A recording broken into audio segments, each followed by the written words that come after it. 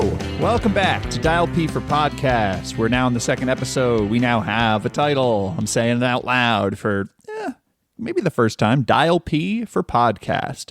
This is the Alfred Hitchcock project in which I, Patrick Ripoll, am going to be watching 48 Alfred Hitchcock feature films in chronological order over the course of 2026. We're doing 4 a month. We're recording about each of them. We're bundling them up. And then on the last day of every month, we're releasing an episode like this that you're listening to right now. Right now, it is February 5th when I record this. I do not know when you're listening to it, but the front page of the New York Times headline, Trump says he ordered withdrawal of 700 immigration agents from Minneapolis. We're going to keep tracking the news of the world as we do these podcasts, because I think 2026 is going to be an interesting year. But I have something much, much better to talk about with you, and that is that I have a fellow traveler.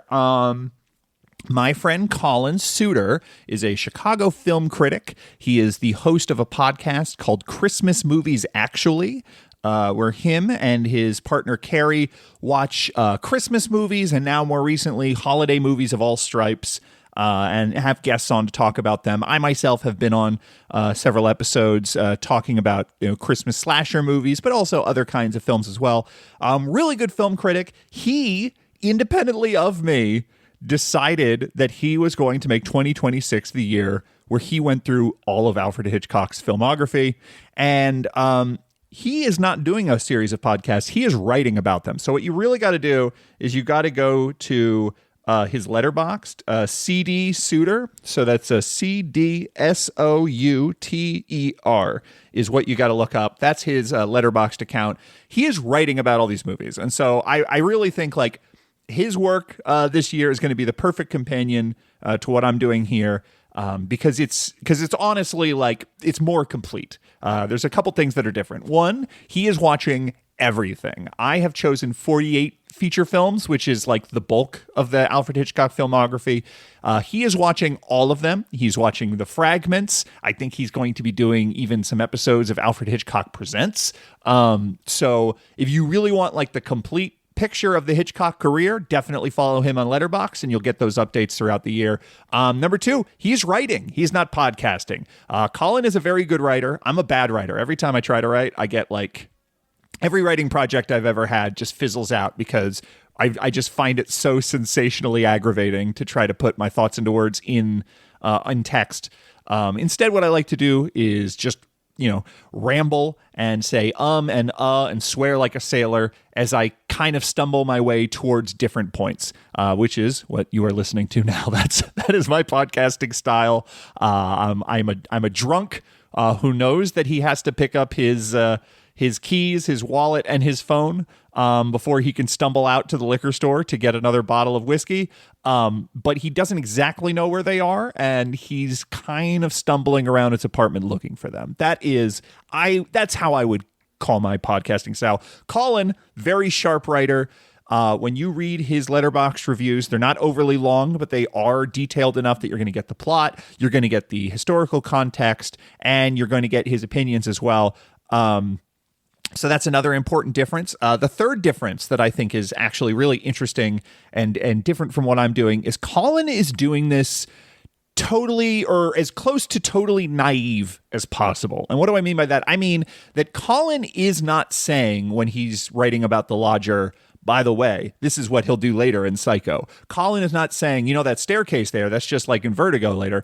Colin is taking the movies as they are, and he's just talking about them. And he's talking about the movies that came before it, but he's not trying to project ahead and say, like, this is going to be the first instance of Alfred Hitchcock doing this, which we'll see later in this. And I think that is something that I think that's an approach that makes a lot of sense. It's an approach I have a lot of respect for. I do not think I'm capable of it just because I'm going to ramble. And when I'm rambling, I'm just pulling whatever I can from my brain. And often that's going to be like, I recognize that from Rope or whatever. So I feel like what I do here is less naive. It's not, it's not so sophisticated that I have this incredible knowledge of the Alfred Hitchcock filmography, and I can pull every single trope and motif and image and actor and drop them all on you. as soon as they come up in the movie I'm talking about, but I am doing it less naively than Colin. So I think Colin's work is going to be really cool. I'm personally really excited to read his stuff, though I am like definitely making a point to not read about a movie before I see it, because I don't want to be on this podcast just telling you what Colin thinks, and that's a possibility if I get influenced that way. So anyway, he is CD Suter. It's CDSOUTER on Letterboxd. Check him out. Awesome. We are talking about Easy Virtue today by Alfred Hitchcock from 1928, and it had to happen. I started this project. I was pretty familiar with Hitchcock. I had seen, 15, 17 Alfred Hitchcock movies in my life. That's a lot for one director. But I hadn't seen the majority of them. And so there was always going to be a lot of discovery. And one of the things that made me kind of dread this project was going, oh God, silent films, they can be like really slow paced and they can be like kind of inaccessible because the acting style is so different to a modern audience. And like, what if this ends up being a slog and the first 2 months of this project are just a disaster? And it turns out, if you listen to last episode, that's not the case. These movies are awesome. Alfred Hitchcock was immediately a great director. As soon as he started making movies, he understood how to use images. He understood how to use editing. He understood the importance of telling a story in visual means, and not just in terms of like communicating information about the plot and characters, but also like how to guide an audience on a energetically, like how to transition from one scene to another with like a match cut between two images, or sort of a witty juxtaposition of two images. Like, he understood that what he is doing in film is entertaining, and that capture, momentum and energy is so important for a film audience. And, The Pleasure Garden, the very first movie that he made that is available to be seen, is like just full of those kinds of things. So he was already there. He's already good. I'm having a great time doing it. We are now at Easy Virtue in 1928, and I'm sad to say we have reached the first Alfred Hitchcock movie that sucks. Is it the last Alfred Hitchcock movie that sucks? I don't know. If I was like thinking about every other Alfred Hitchcock movie I've seen, I have more enthusiasm for some, less for others. I think they're all good. I think this is the first bad Alfred Hitchcock movie I've ever seen. Now, did I put on Torn Curtain at some point and get so bored that I turned it off? Yeah, but that means I haven't seen it, so I can't say it's bad. And, by the time we get to Torn Curtain, that's going to be towards the end of the year.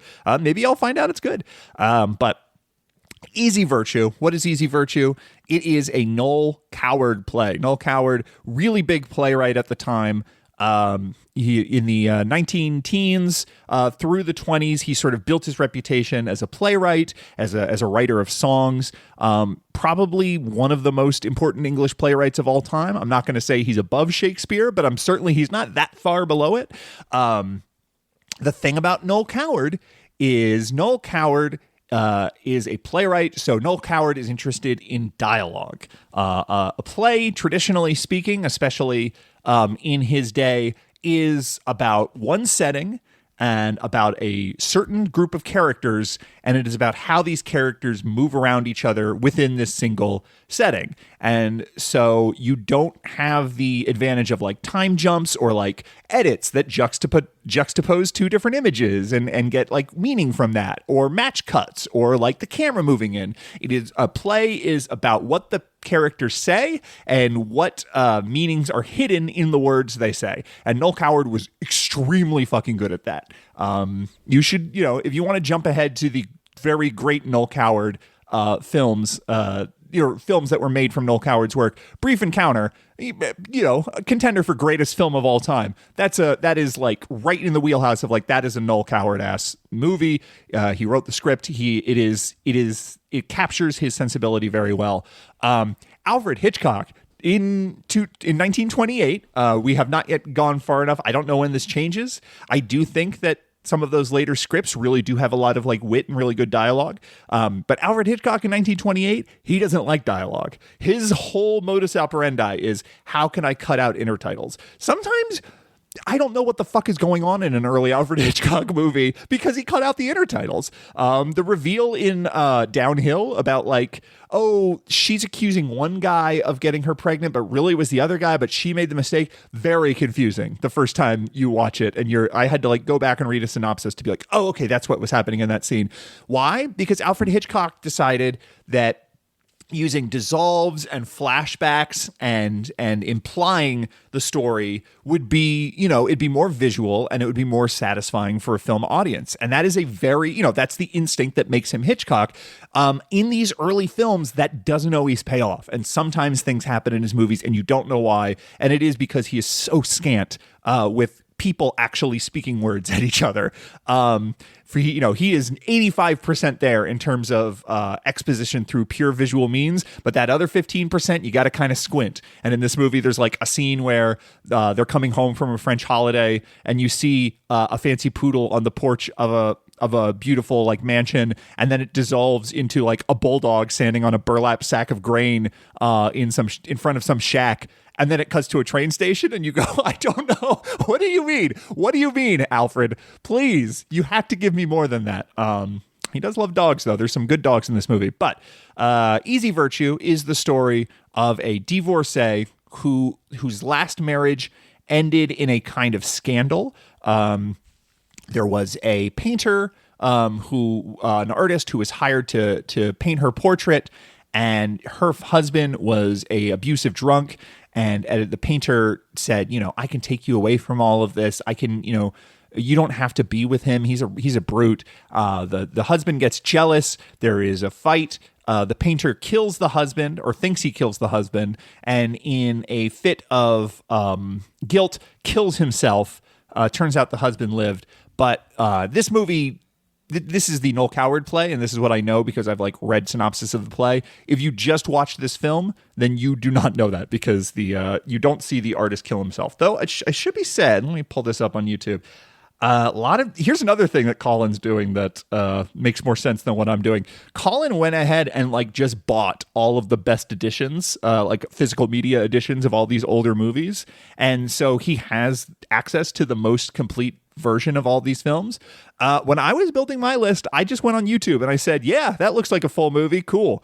So let's see. The version of Easy Virtue that I watched was an hour and 20 minutes.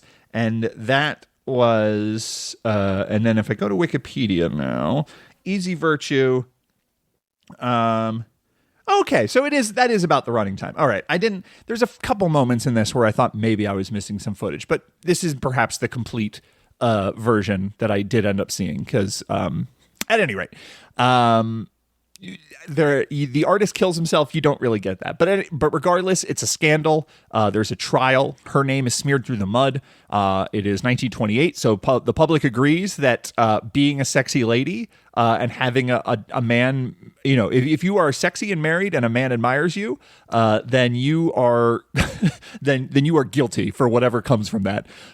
So she has this like bitter, very public divorce. The tabloids are after her. She flees to the south of France, to the Azure coast, to like sort of get away from all of that. When she's signing in, she's like changes her name on the guest book. She meets this rich guy who's much younger than her, and perhaps he's more naive than her, but she is beautiful and she's charming, and he falls for her beauty and her charms, and pretty soon he is proposing marriage to her, and maybe in a fit of anxiety about what her future holds, and maybe because she is, how much she actually likes this guy, I think is up for debate and ambiguous, especially in this version where you don't get to hear a lot of her dialogue. She agrees, and they get married, and then they go back to his grand family estate in England, and that is where the Noel Coward play starts. So the Noel Coward play, it is all in this house, and it's characters of this family going, oh, did you hear? So-and-so got married while he was abroad. No, we don't know a lot about this woman. I wonder what she's going to be like. And then she shows up and she's much older and she's maybe a little too sexy and she doesn't have the fine breeding that they do or whatever. And then eventually tensions there's like microaggressions and passive aggression. And then when her secret is revealed that she was formerly the center of the scandal, it sort of, sends shockwaves through this household. You saw Honora. This is the kind of story that we still tell in film. It's a good story. The play starts there in the house. Alfred Hitchcock saw that it's not a play, it's a film. I can be other places other than this one house. Also, I kind of would love to go to these exotic French locations and shoot on location there. That kind of seems fun. I am Alfred Hitchcock. I grew up wanting to travel the world. I grew up idolizing my aunt who moved to South Africa. I want to see everything that there is to see. So I'm going to take this project that is handed to me that I don't have a lot of enthusiasm for, because I know, like, Alfred Hitchcock knew he was not the guy to adapt a Noel Coward play. And in fact, silent film just probably isn't the medium for a Noel Coward material. Though I should say, I was doing a little research. Noel Coward wrote intertitles for Gainsborough Picture movies. I don't know if they were like based on his own works and he adapted them himself, or if he was doing work on other people's films. But at any rate, this was not Noel Coward's first entry into the film world. And in fact, Noel Coward, he was not super precious about Easy Virtue in terms of giving Alfred Hitchcock a hard time. He apparently, by all accounts, he gave Alfred Hitchcock his blessing, said, go ahead. Him and Alfred Hitchcock had like a friendly professional relationship for the rest of their lives. Later on, when Alfred Hitchcock is promoting Rope, he's inviting all these famous people to the set so he can kind of like show off the absolutely crazy working process. And Noel Coward's one of those people. So, Noel Coward said, yeah, this makes sense to me. You can expand it by like actually showing the trial, actually showing the affair. And so we get this part that's right at the beginning. It's like maybe the first 35 minutes of the movie. And it is the trial. During the trial, we flash back to the backstory of this painter and her husband and all of that. We see her on vacation. We see her meet this guy. All of that is stuff that Alfred Hitchcock is inventing. In fact, I read somewhere that there's only one intertitle in this movie that is taken from Noel Coward's play. So like this really, really is not like, this is not the play, but on film. This is a different beast. That section of Easy Virtue is good. That section where Alfred Hitchcock had control and he's like, I'm going to tell this story visually. There's lots of like really wild tricks. Here is the big like showstopper shot of Easy Virtue. We have set up this like very fun character beat with this judge who's part of this trial. He wears a monocle, and we get some good mileage out of this monocle at some point as the trial drags on and on. Alfred Hitchcock represents time by showing the monocle sort of fall from its chain, like on, the judge is holding the monocle by the chain and the monocle sort of dangling back and forth. And then Hitchcock dissolves into a grandfather clock's pendulum going back and forth and then back to the monocle. And then when it comes back, it's like, this trial's now been dragging on for a week. Like fun stuff like that. That monocle, though, the most spectacular shot of the movie is the judge is way into the back of the courtroom. And the lawyer is arguing his point, and the judge is this old man who can barely see. And so it's this like wide shot where all of the features of the people are indistinct. It's maybe a little bit out of focus. It should be said, the version of Easy Virtue I watched, really fucking crunchy, really low quality compared to like The Ring or The Lodger. So it's possible there were some details here and there that I missed just because it was not the best looking quality version. At any rate, this judge, he's looking at this lawyer way in the back of the courtroom. He picks up his monocle, and you see this POV shot of the judge, and then this monocle popping into frame and taking up like most of the frame. And then inside the monocle, you see clearly a close-up of the lawyer talking about his points. And the way Alfred Hitchcock did this is he built a giant monocle that instead of having glass, it had a mirror. And then he had a body double of the lawyer way into the back of the courtroom, and you can't see his face. And then he brought up this giant monocle in front of the camera, and when it was brought up in front of the camera, the mirror reflected the actor who was behind the camera. So it's all in shot. It's not a superimposition. There's a lot of double exposures and stuff like that in his next movie, The Ring, which if you listen to last episode, you know that I accidentally got the order of these a little wrong. So Easy Virtue is the film he made before The Ring.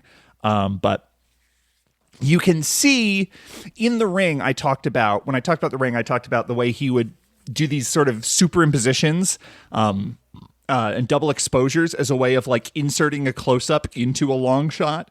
And this is almost like a diegetic way of doing that same idea. So these visual ideas that are in The Ring, you can kind of see them first in Easy Virtue. It is again, it's like, this is just a trial about a woman who is being dragged through the mud.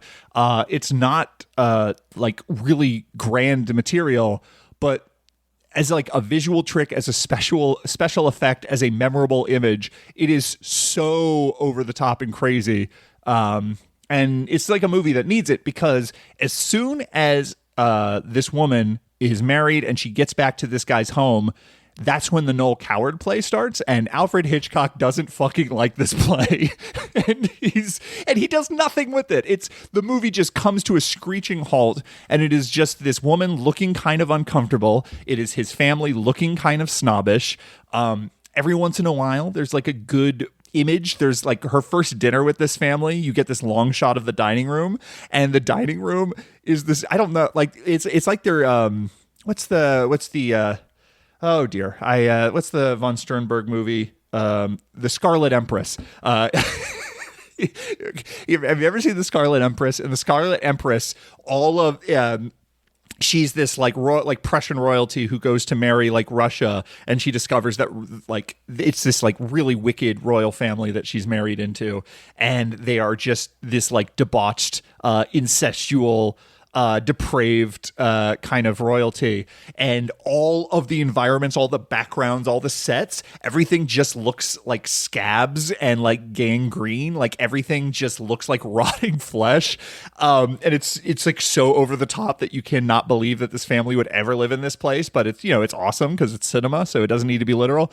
This is the same thing where she goes into this dining room, and this super long shot where the dining room table is just like right at the bottom of the frame. You see that it's this giant like ballroom sized room with these huge pillars on the walls, and the pillars have these pictures of saints painted on them, and you know they have the little like round circles around their heads like in like old religious art to indicate that they are saints. And it is like she is being judged because she is walking into this room, and all of these saints are like looking down on her, and she is this tiny little ant compared to them. That's a cool moment. What else happens in that scene? Just a bunch of people kind of looking at each other and going, I don't trust this woman. And her going like, oh, this family doesn't trust me. What have I done? And that is like the next 40 minutes of the movie. It's just that. There's no Noel Coward dialogue. There's no really, there's no other subplots happening. There's no, other like side characters who get like much interesting characterization. It is just, at some point, you know, she's going to get found out. And when she gets found out, it's going to be a scandal. And then at a certain point, she, you know, her new boyfriend has to choose whether or not he's going to follow his family or he's going to stick with her. We've seen Honora. And then there is kind of a fun moment at the end where they're having this big party, and it's been kind of agreed that it's like, you're going to stay upstairs. We're going to tell everybody that you have a really bad headache and you can't come down because you are a scandal and a disgrace. And if we let polite society see that my son married you, then it is going to, you know, we're all going to be really embarrassed. And so her plan is to stay up there and pretend she has a headache, but instead she puts on this like really sexy flapper dress, and she's getting the butler to like alter it. So it's like, yeah, show more of my back. I want this to blow their monocles off. Like she's just trying to be like as sexy as possible. And so she comes down the stairs, and everyone just sort of stops dead. And it's kind of her like shoving it in their face. Like, this is what you think of me. You think I'm a slut, and you think I'm a woman of loose morals who has no depth and no dignity. And she meets her former husband at that same party, and he doesn't know that she's going to be there because she, you know, has been living under an assumed last name, so they don't know until they see each other that he's going to be there. They have this little moment at the end where she's just sort of like, I kind of feel bad for the kid, honestly, and I hope that I hope he's able to get a no-fault divorce, because honestly, like, he doesn't deserve to suffer in his family just because I was insecure and said yes when I shouldn't have, when I knew better. And so, like, that's kind of a nice moment, but like, it's just like fundamentally, when it comes time to be the movie it has to be, and to like actually perform the relationships and the dynamics that the entire piece is about examining the hypocrisy of the upper class and who gets a reputation and why, and like what that does, and who wears that scarlet letter. Like, all of that stuff Hitchcock has no interest in, and he's got no juice, and he's not really trying to make it look very interesting. It's just like a lot of master shots. It's a lot of people just sort of pantomiming their emotions. The performances in this movie are not nearly as good as Downhill or The Ring. It's a bad movie. It's got some cool moments. That, you know, that monocle moment is a banger, but like, this is not it. But that's fine. We knew we were going to encounter some of these, and in fact, I knew that this was going to be one of them, because it's Alfred Hitchcock adapting Null Coward. Like, it's just like, it's not meant to be. Easy Virtue, I'd say give it a miss, but I'm still excited for what comes next, because next we're gonna get like a full-blown like rom-com with champagne, so stay tuned for that.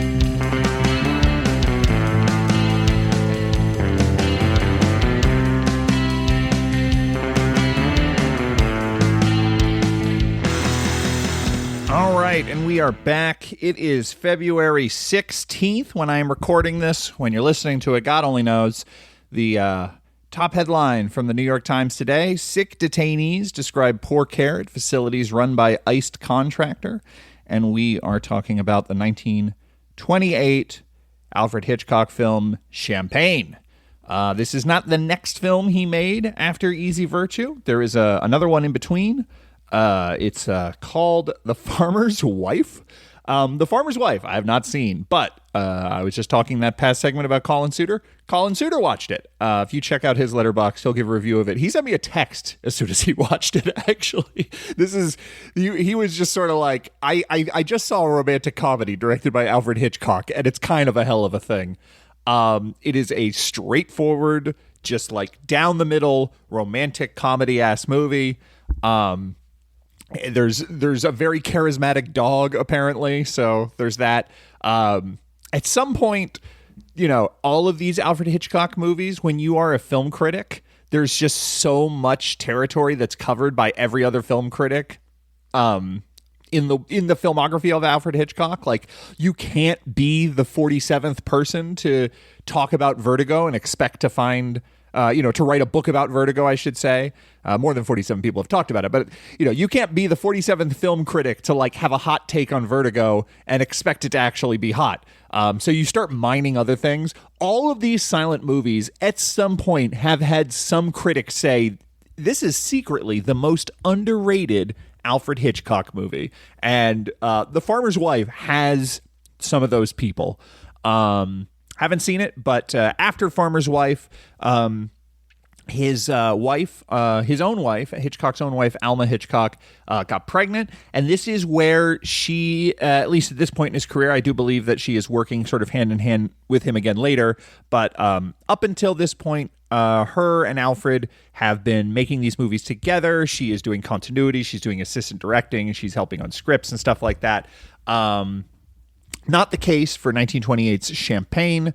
This is a movie that Alfred Hitchcock wanted this to be a very different thing. And in fact, when I was going through my book, what is that called? Alfred, I usually have it right by me, and now it's on the other side of the room, and I can't read the title. Alfred Hitchcock, A Life in Darkness and Light, I believe is the name of that book.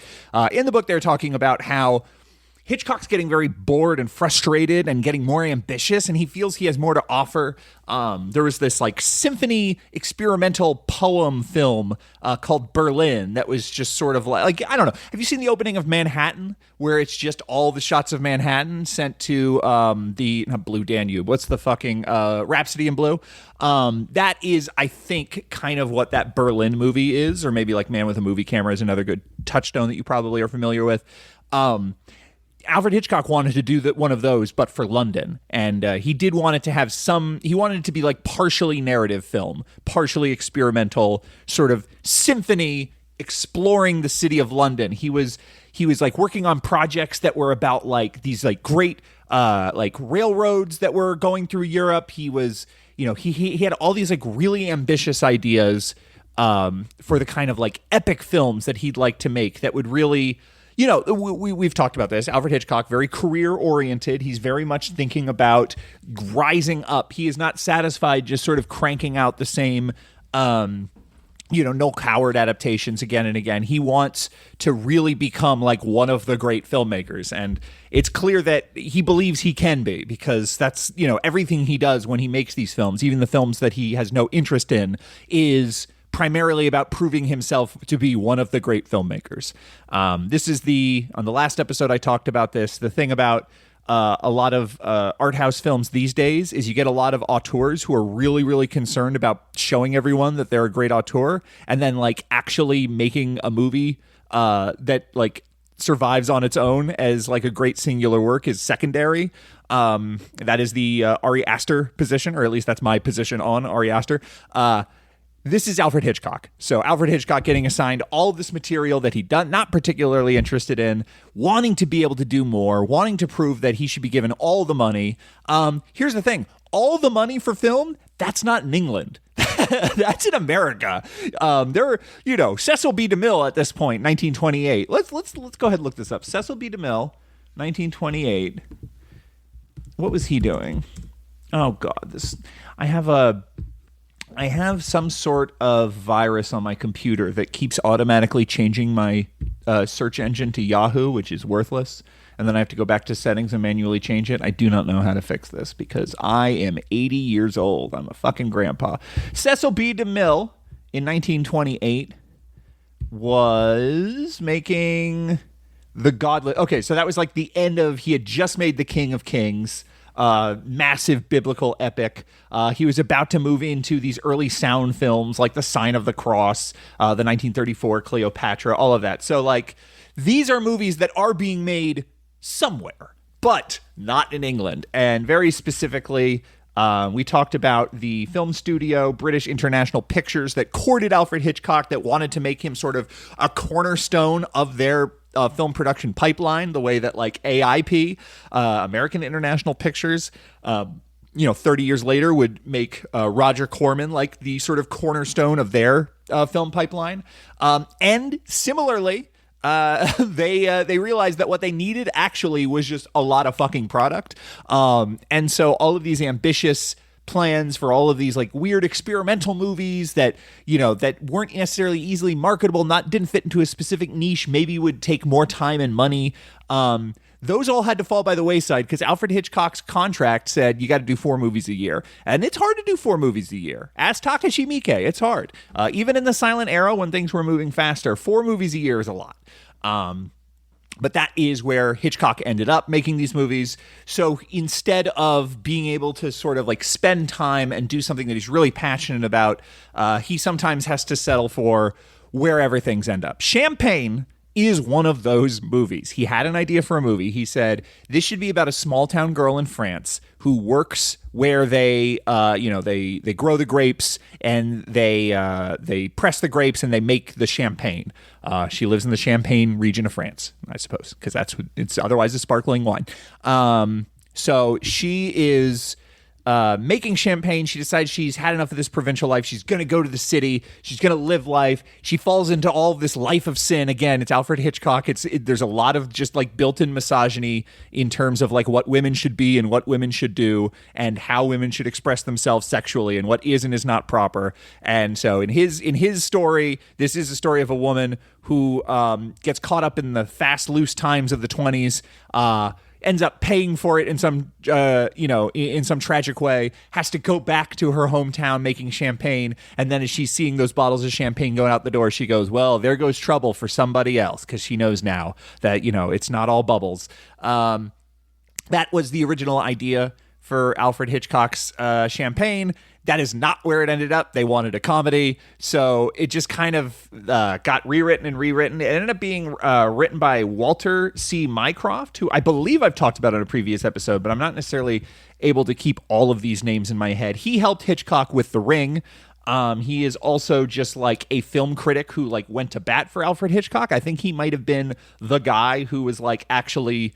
The Lodger is the most important British movie ever made, and like sort of saved that production.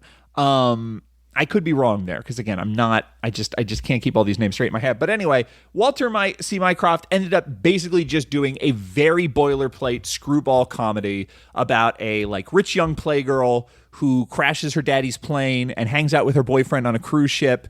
And then her dad goes broke, and they're both kind of living in a small apartment in Paris and trying to make ends meet. And she sees, she's lived life in the upper class, and then she sees how the lower class lives. It's very, and then as this is happening, her boyfriend and her have this tension over money and power. And there is this other mysterious man who seems to have a lot of finances, and she doesn't quite know what his deal is, where he's coming from, but he's very interested in her.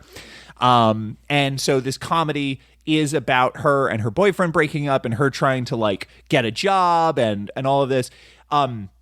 There's basically no fucking story is the thing. It's just this happens and then this happens and then this happens and then this happens. And it never turns into a coherent like thought at all. And that is apparently this is like a movie that was produced by Alfred Hitchcock, like showing up on the day and like writing the scenes as they were happening. Like they were really flying by the seat of their pants. You can kind of imagine a pre-production process where all the time was eaten up on this other version of Champagne about the tragic young French girl, and then like when time comes to actually make the movie, they're just sort of throwing everything together. But it's not. I wouldn't say that I get no kicks from Champagne. There's some stuff to it. As a screwball comedy, it's often pretty funny.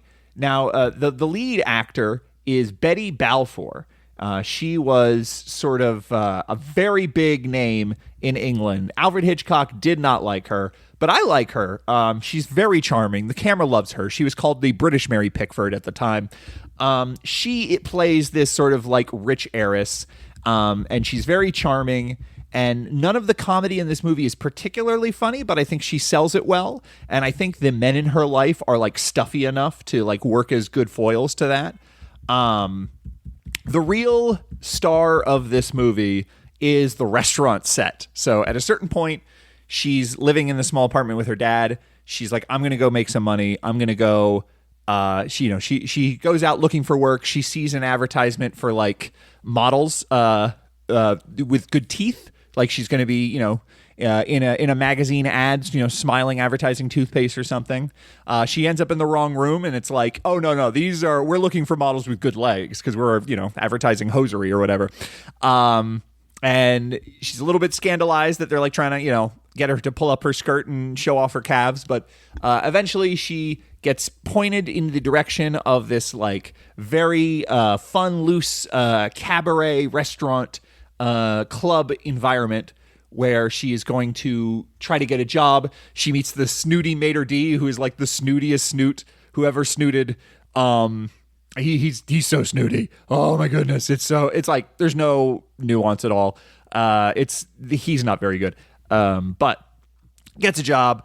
Sort of realizes that these kinds of places are not so fun when you have to like work and you have to go like table to table and try to sell flowers. Her boyfriend sees her there and then gets scandalized. The mysterious man is also there, and he's still trying to seduce her. There's a big confrontation. She runs away with the. Oh, no. What happens is her father sees her there, and his father is scandalized. Now, father's played by Gordon Harker. Gordon Harker was in the ring as the boxing trainer, and he is not necessarily like a great actor with a lot of range and a lot of emotion. But if you look up Gordon Harker, you will see a man with a fucking face, which is, again, why do we watch old movies? Because they used to have faces. Now they're all doing buccal fat removal, fucking Botox at the age of 17. And it's some producer's daughter, and that's what your movie is now. But at a certain point, they just found a guy on the street who had a face like a hatchet, and they're like, you belong on camera. And thank God they were. Gordon Harker, that's not his story. He was a famous stage actor as well as doing films, but great face. He plays the dad. He shows up at the restaurant. He says, what are you doing? This is horrible. I was trying to teach you a lesson. We didn't actually lose all of our money. That was a lie. I was just trying to teach you a lesson to be more responsible with money. And then she gets so mad at him and mad at her boyfriend, who, judges her for not having money, that she runs off with this mysterious guy on a train. Then she realizes that the mysterious guy is like a super horrible creep predator man who locks her in this room, and she's like, oh my God, what's about to happen to me? And then there's the reveal that it's like, oh, this guy also works for your dad. He was hired to seduce you away from the boyfriend. So he is just kind of doing his job, kind of, except it got the wires got crossed because he stole you away after your father already gave up the game. So then there's just like a big like, oh, isn't that hilarious? Okay, I guess I love my boyfriend after all, and they kiss. It sucks. It's as a story, it's nothing.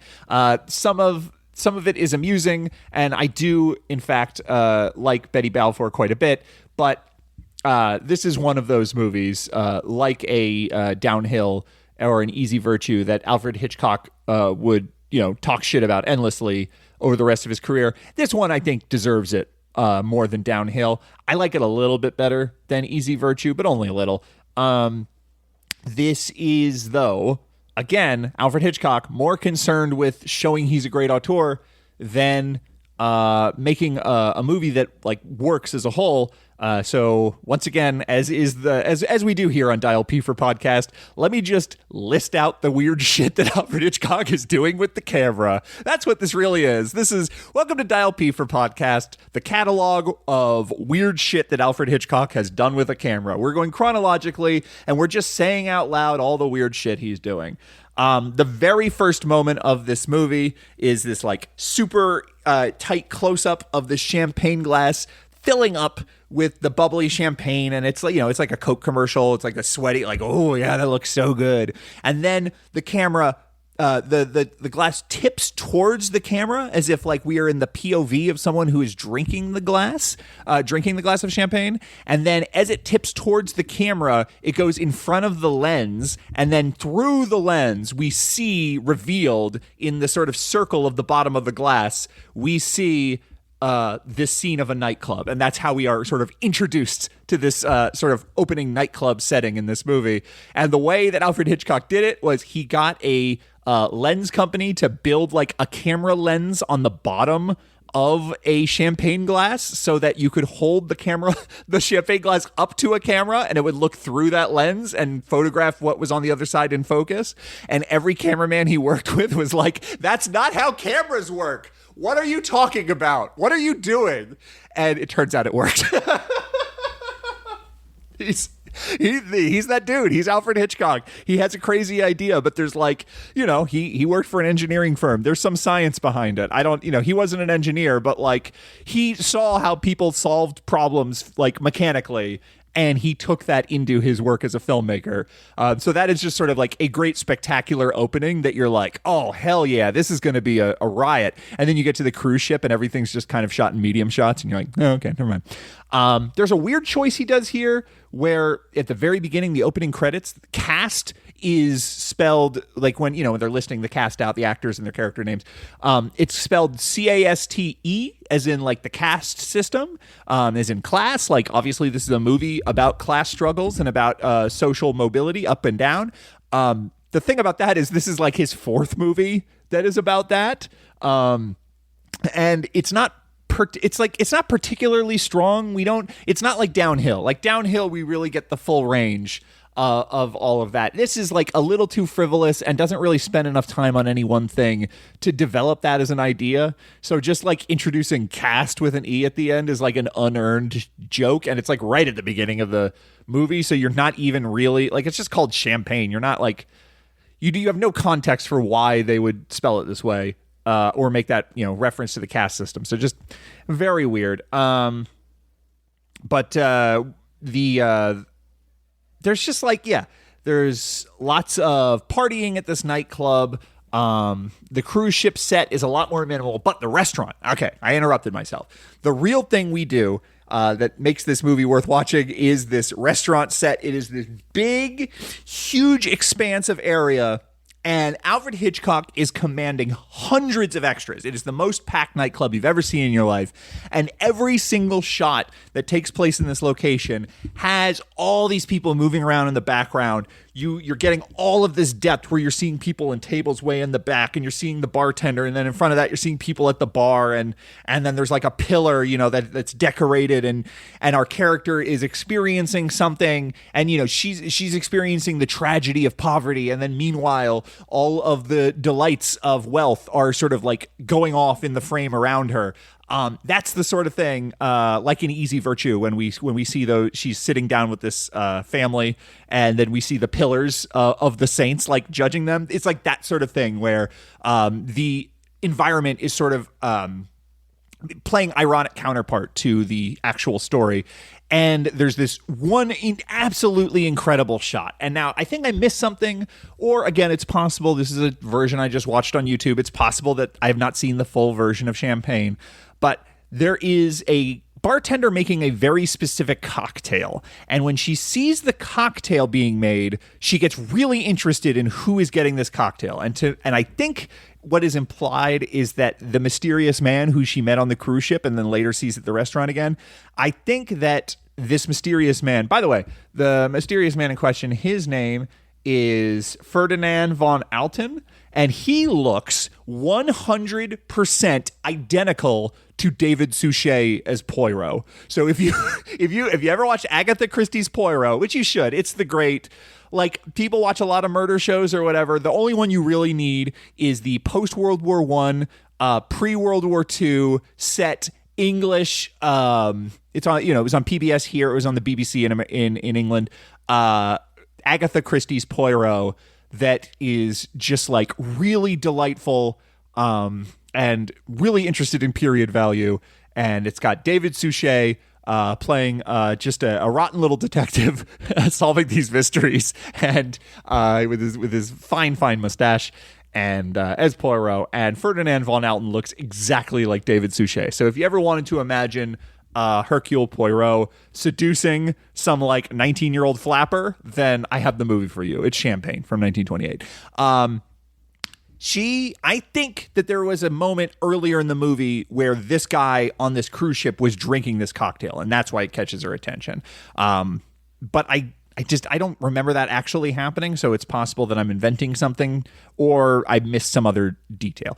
But she sees this cocktail being made, and she's like in front of the bar, and then the bartender is behind the bar in the shot making this cocktail, and then the bartender goes behind him. It's one of those bars, like in Cheers or something. It's like the big square bar that the bartender's in the middle of. He goes behind him to put it on a platter for a waiter, and then the waiter takes the platter and then walks way into the background. And then Hitchcock does this absolutely incredible shot where we are just following this waiter go through this entire restaurant through this like long, elegant pan. And he just is like way back in the distance, but because you are so curious about like what is the significance of this cocktail, even though he doesn't like, he's not lit with a spotlight. It's not like the camera is moving, radically to make sure he's always center in frame. But like, as we see this sort of raucous nightclub restaurant kind of atmosphere happening in the foreground. In the background, our eyes are just purely on this waiter walking over to this table, and the camera pans like a full 120 degrees. If you imagine like a circle, it is doing this very long pan to the right to reveal the mysterious man at the table who has ordered this cocktail. And this is something that we haven't really seen with Hitchcock. I think The Ring has really good production value. I think The Ring was more expensive than Champagne. And certainly The Ring has those fairground scenes, as well as the final boxing match, which is pretty spectacular as well. But like those fairground scenes where you just have like massive crowds, and you're sort of like pushing through them and you're implying POV by having like crowds in front of the camera and stuff like that. That's real production value. But the way Hitchcock is marshaling all of these extras in this, and like he's really giving individual shots meaning with how things are framed. A thing I was thinking a lot about is there is a shot, and by was thinking a lot about, I mean, I think about this every week and have for the past like 15 years or whatever, however long it's been since I first saw Rear Window. There is this absolutely incredible shot. Like Rear Window is obviously a movie where all of the drama is happening in this apartment, but like constantly we are looking past the apartment out into this courtyard, and we're just seeing fully lit, out of focus behind Jimmy Stewart, like all of these people living their lives. And Hitchcock is actively provoking us as viewers because he's like, hey, where's your vision going? That's right, you're peeping too. He doesn't, it's one thing if Hitchcock moves the camera to frame a bedroom window and then we see what is happening in that bedroom. It's another when the camera is framing Jimmy Stewart, but our eyes are going to the corner of the frame to see what's happening in that window across the courtyard. And that's on us, I mean, it's on Hitchcock because he's making us do it because he's a master. But like, that's what we're being manipulated to reveal our own desires. And there's this really incredible shot where Grace Kelly is come and she's sort of giving Jimmy Stewart this plea that's like, look, you're getting older, you broke your leg, you gotta, like, I have all the money in the fucking world, we could have the most spectacular lives two human beings ever could. I don't know if you've noticed, I'm Grace Kelly, I'm pretty good looking, and I'm mad about you, even though you're 25 years older than me, Jimmy Stewart. Please just marry me. And as she is making this plea in Rear Window, she is sort of standing in profile, and her breast is framed by a window across the courtyard, and and in that window is that woman dancing. There's like the one young woman who's like constantly like dancing and exercising while she listens to the radio in Rear Window. And it's like we have this like a beautiful woman, and then our vision is literally drawn past her chest to across the street. And there is a way that you use the frame and you use focus and you draw attention and and the tension between what the viewer sees and should be focusing on and is focusing on, and what pulls focus away, and the meaning behind those images, like that is all. Rear Window's the greatest movie of all time, maybe. It's certainly my favorite Alfred Hitchcock movie. We will get there towards the end of the year. But like right here, we see him like building those skills out in terms of how specific the actions of people in the frame are to able to draw focus away, but not to like undermine the meaning of a scene. This is the thing that he needs to get better at, as far as like creating memorable images, as far as like understanding the medium of film. Alfred Hitchcock more or less emerges like fully formed right at the beginning of his career. What he needs to get better at is actually like drawing meaning from these things, as opposed to just sort of hitting us over the head with a neat camera trick. And part of that is just developing the skill of like managing the fucking circus that is a movie set that has 300 extras on it or whatever. So that to me is like, Champagne is an important movie because of that restaurant. Everything else that happens in this movie, kind of meaningless. Let's see. I'm like looking over my notes now. I don't think I have anything else that's like really... Oh, yes. Okay.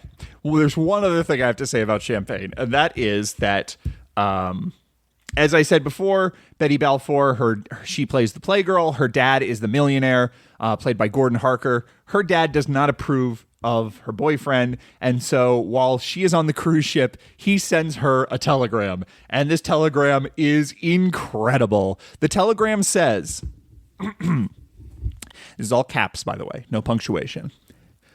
Does life mean nothing to you that you risk it for that cake hound?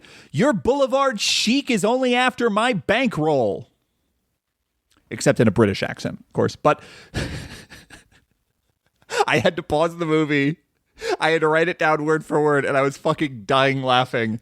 In a single telegram, clearly, this isn't a letter that he sat down and thought and composed. This is something he tossed off to a secretary who then had that cable sent off to this cruise ship.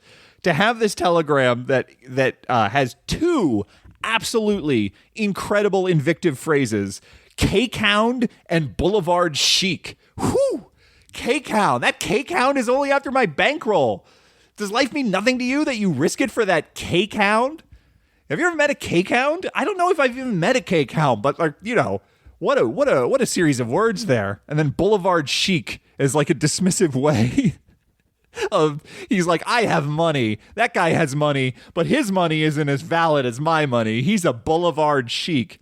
Absolutely incredible.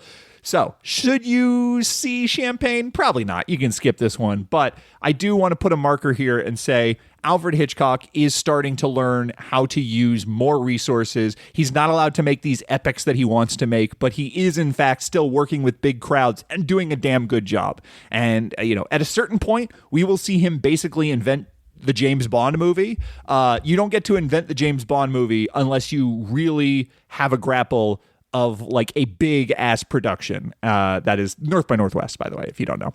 North by Northwest is basically the first James Bond movie. And so we are seeing here Alfred Hitchcock turn himself into the kind of person who can go to Hollywood and, rise above his lowly place in British film. But that's it. Next segment, we are going to be talking about... Oh, you're supposed to... Oh, no, that's not what I wanted to... Oh, Christ. Hold on.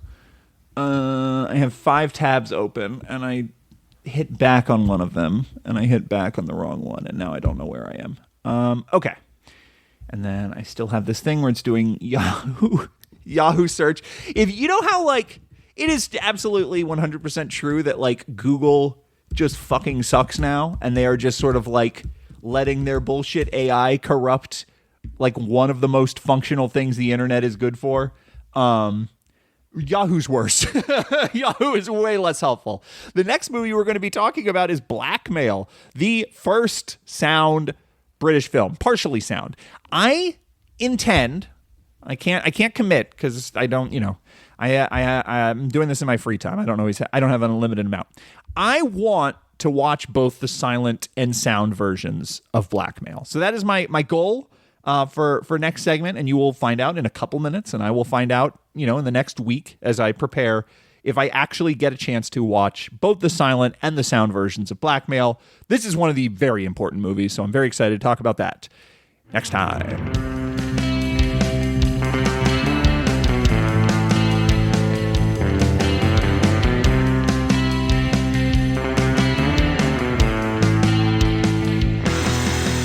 And we are back for another segment of Dial P for Podcast. It is February 25th, 2026, as I'm recording this. When you're listening to this, God only knows. The top headline on the New York Times today, the looming Taiwan chip disaster that Silicon Valley has long ignored. If China invades Taiwan and cuts off its chip exports to American companies, the tech industry and the U.S. economy would be crippled. I can't linger on that, thankfully. I have too much to talk about. We're talking about Blackmail from 1929 today, which is potentially the most important Hitchcock movie. It's it's the most, is it the most historic Hitchcock movie? Quite possibly. It is the first British sound film. There's an asterisk there because how do you determine what is and isn't a sound film? There were some short films, some 2 reel short subjects that were made released before Blackmail that, were like musicals and stuff like that. There were feature films that were released before Blackmail that had a scene of dialogue, and then the rest was just a silent movie with like music on the soundtrack. Blackmail is largely considered the first British sound film for a couple of reasons. One, it's directed by Alfred Hitchcock. So while these other movies sort of fade away from memory, Blackmail will always be watched because Hitchcock is always going to be watched. Two, Blackmail's fucking incredible. And so it was, and three, it's the first British sound film where I cannot definitively say this. I've not seen those other movies, but by all accounts, it is the first British sound film where the director has really thought fucking hard about what is sound and how do you use that in a film? What does it mean to incorporate sound into cinema? And there's all these ideas he had. He's immediately, all of the visual camera tricks that we keep talking about, like half of these segments are just me listing out weird, cool shots that Alfred Hitchcock came up with because he was bored with the material.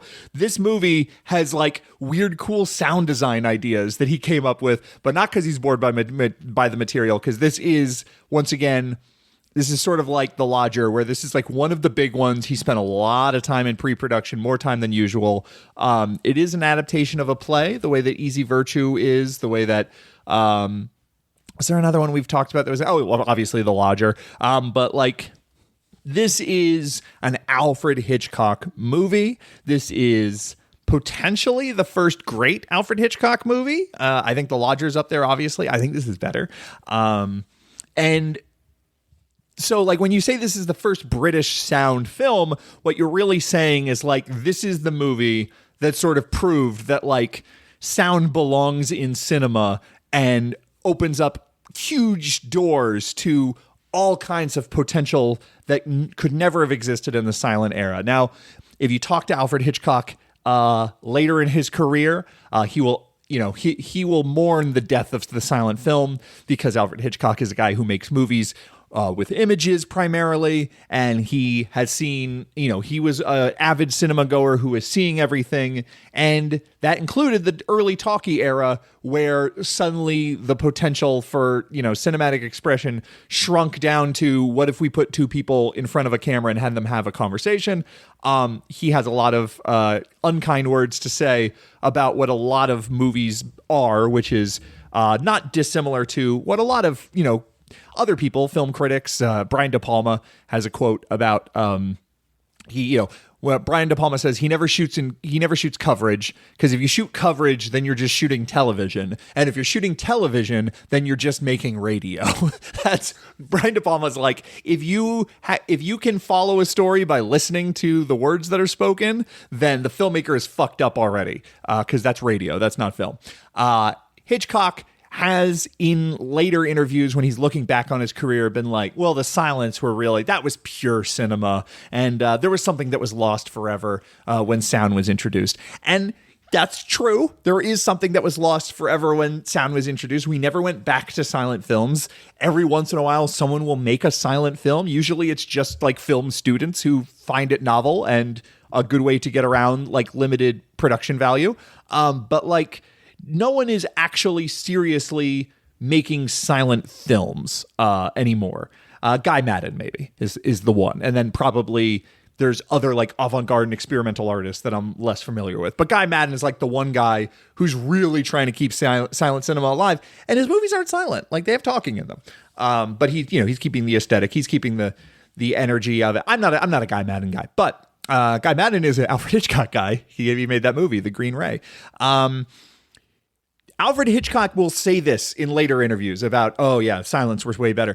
Alfred Hitchcock also, as I've mentioned before, I even saw Blackmail. I'd never seen this before. I started prepping for this episode. Alfred Hitchcock is clearly a guy who understands that sound has a place in film and was like pushing against that. I've talked time and time again about all these movies he's made where he basically figures out how to do sound design without having any sound. He like figures out how to use like noises or dialogue or speaking or whatever, and the way characters hear something to make an audience hear it, even though there's no actual sound to accompany it because it's a silent film. Hitchcock was ready. There's so much to talk about. This is going to be a long one, I think. So First off, silent film. Transition to sound. Have you seen Babylon? There, you're covered. It's there's a lot of Babylon. Not a bad movie. Not a great movie, but it's not a bad movie. And there's a lot of truth to some of that stuff. You really would pass out in the. Oh my gosh, I'm getting a phone call. I bet this is someone who wants to poll me about politics. I'm gonna go ahead and decline that. You will pass out if you are in the camera booth for too long, because they basically had these like big glass like phone booths that they had to keep the cameras in because they were so loud that you couldn't record sound on set while shooting the footage unless you encapsulated the camera in this glass box. And then also that glass box is in a studio that has these super powerful lights and there's a guy melting inside. Babylon. That scene, that's probably like my favorite moment in that movie, is the guy just dying while he's shooting the early talkie or whatever. Transition to sound was rough and unsure, and it was a big expense, and no one wanted to be the first person to pull the trigger on that expense. Some of the things that limited sound, I did a little bit of research into like the history of early sound film and stuff like that. I'm by no means an expert, and I apologize if I get anything wrong, but like an interesting thing I had not considered, amplification, speakers, like an old style movie palace. There wasn't necessarily the technology to broadcast sound that would fill that kind of space early in the day. So like people have been trying to make sound film forever. In the 19th century, there was just like a ton of people who were trying it. Edison was trying to make sound films. There were a few sound shorts and stuff that were made, but it was just really hard because recording equipment's unstable and synchronizing things. Basically, all sound film for a long time was just like very short, weird experiments. Jazz Singer happens in 1927. That is a silent film that has pre-record or like these sort of segmented off sound scenes in it. It's something that they talk about when they're talking about like the miracle of the Jazz Singer. It's a miracle that people still watch it, even though it has all that blackface in it. The miracle of the Jazz Singer is the scene where he is playing piano for his mother, and he's playing Blue Skies, and he's doing it jazzy, and he's sort of interrupting himself as he's singing to like toss off remarks to her and that are clearly improvised in a way that means that he is not lip syncing to a pre-recorded track. What we are seeing is actually live. And that was the thing that really blew people's minds.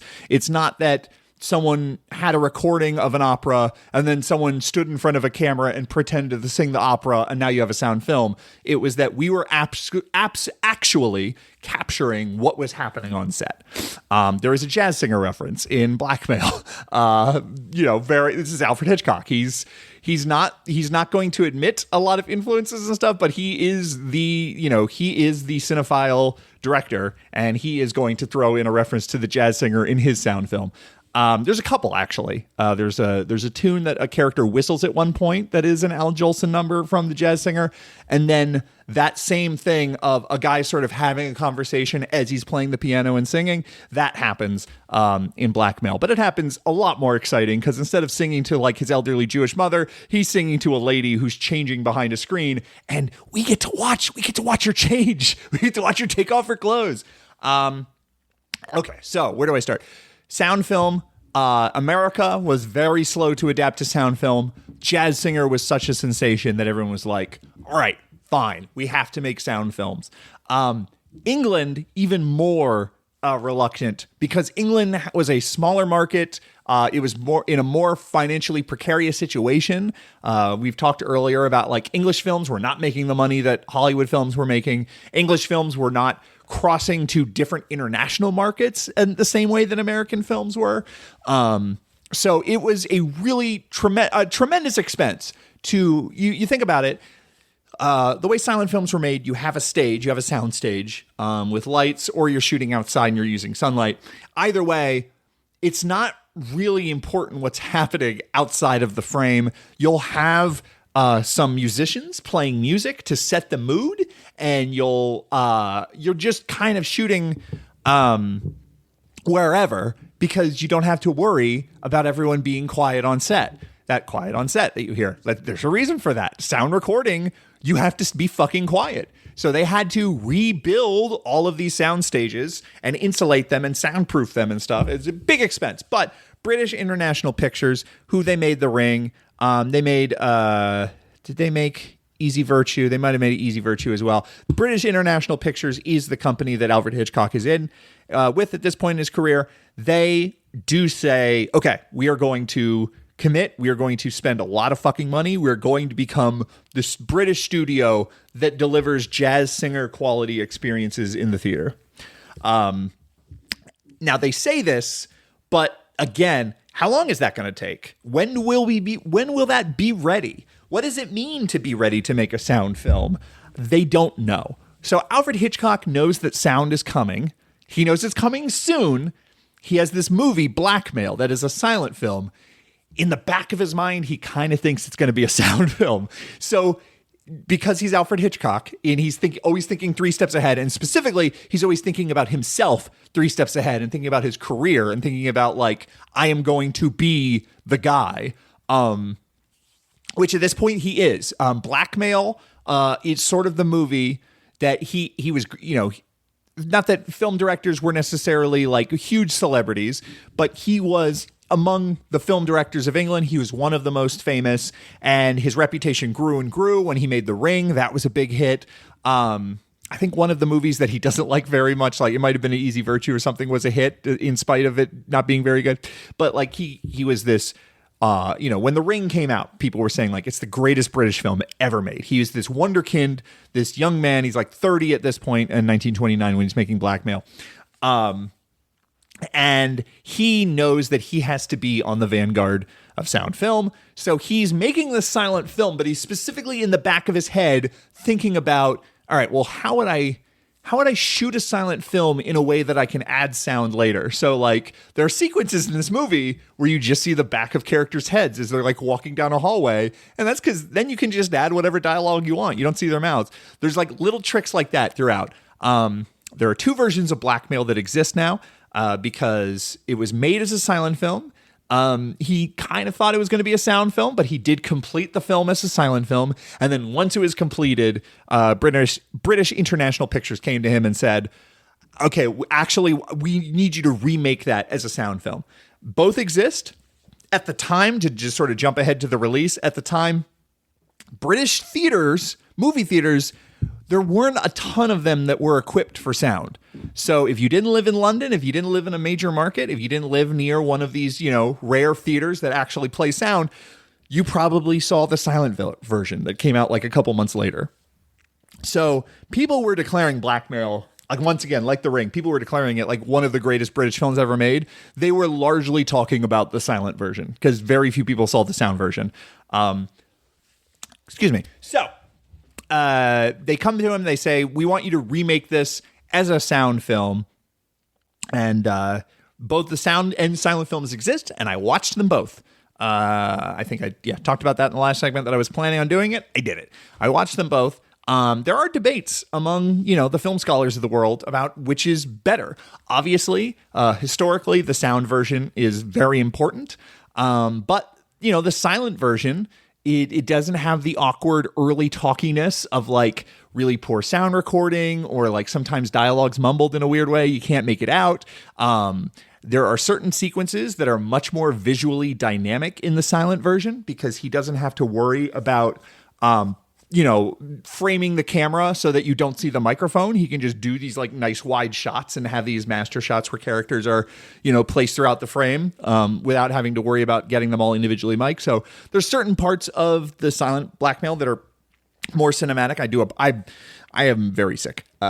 So like I feel my throat seizing up as I'm about to talk about the most important film of Alfred Hitchcock's career. I could go 45 minutes. I can go an hour on this. I will try not to. I think the sound version is better. That's my take. If you're going to see one, see the sound version. For one, it's historic. It's the one that you're going to see and say like, wow, that must have been really something. But 2, Alfred Hitchcock is the guy who is thinking about expressive uses of sound.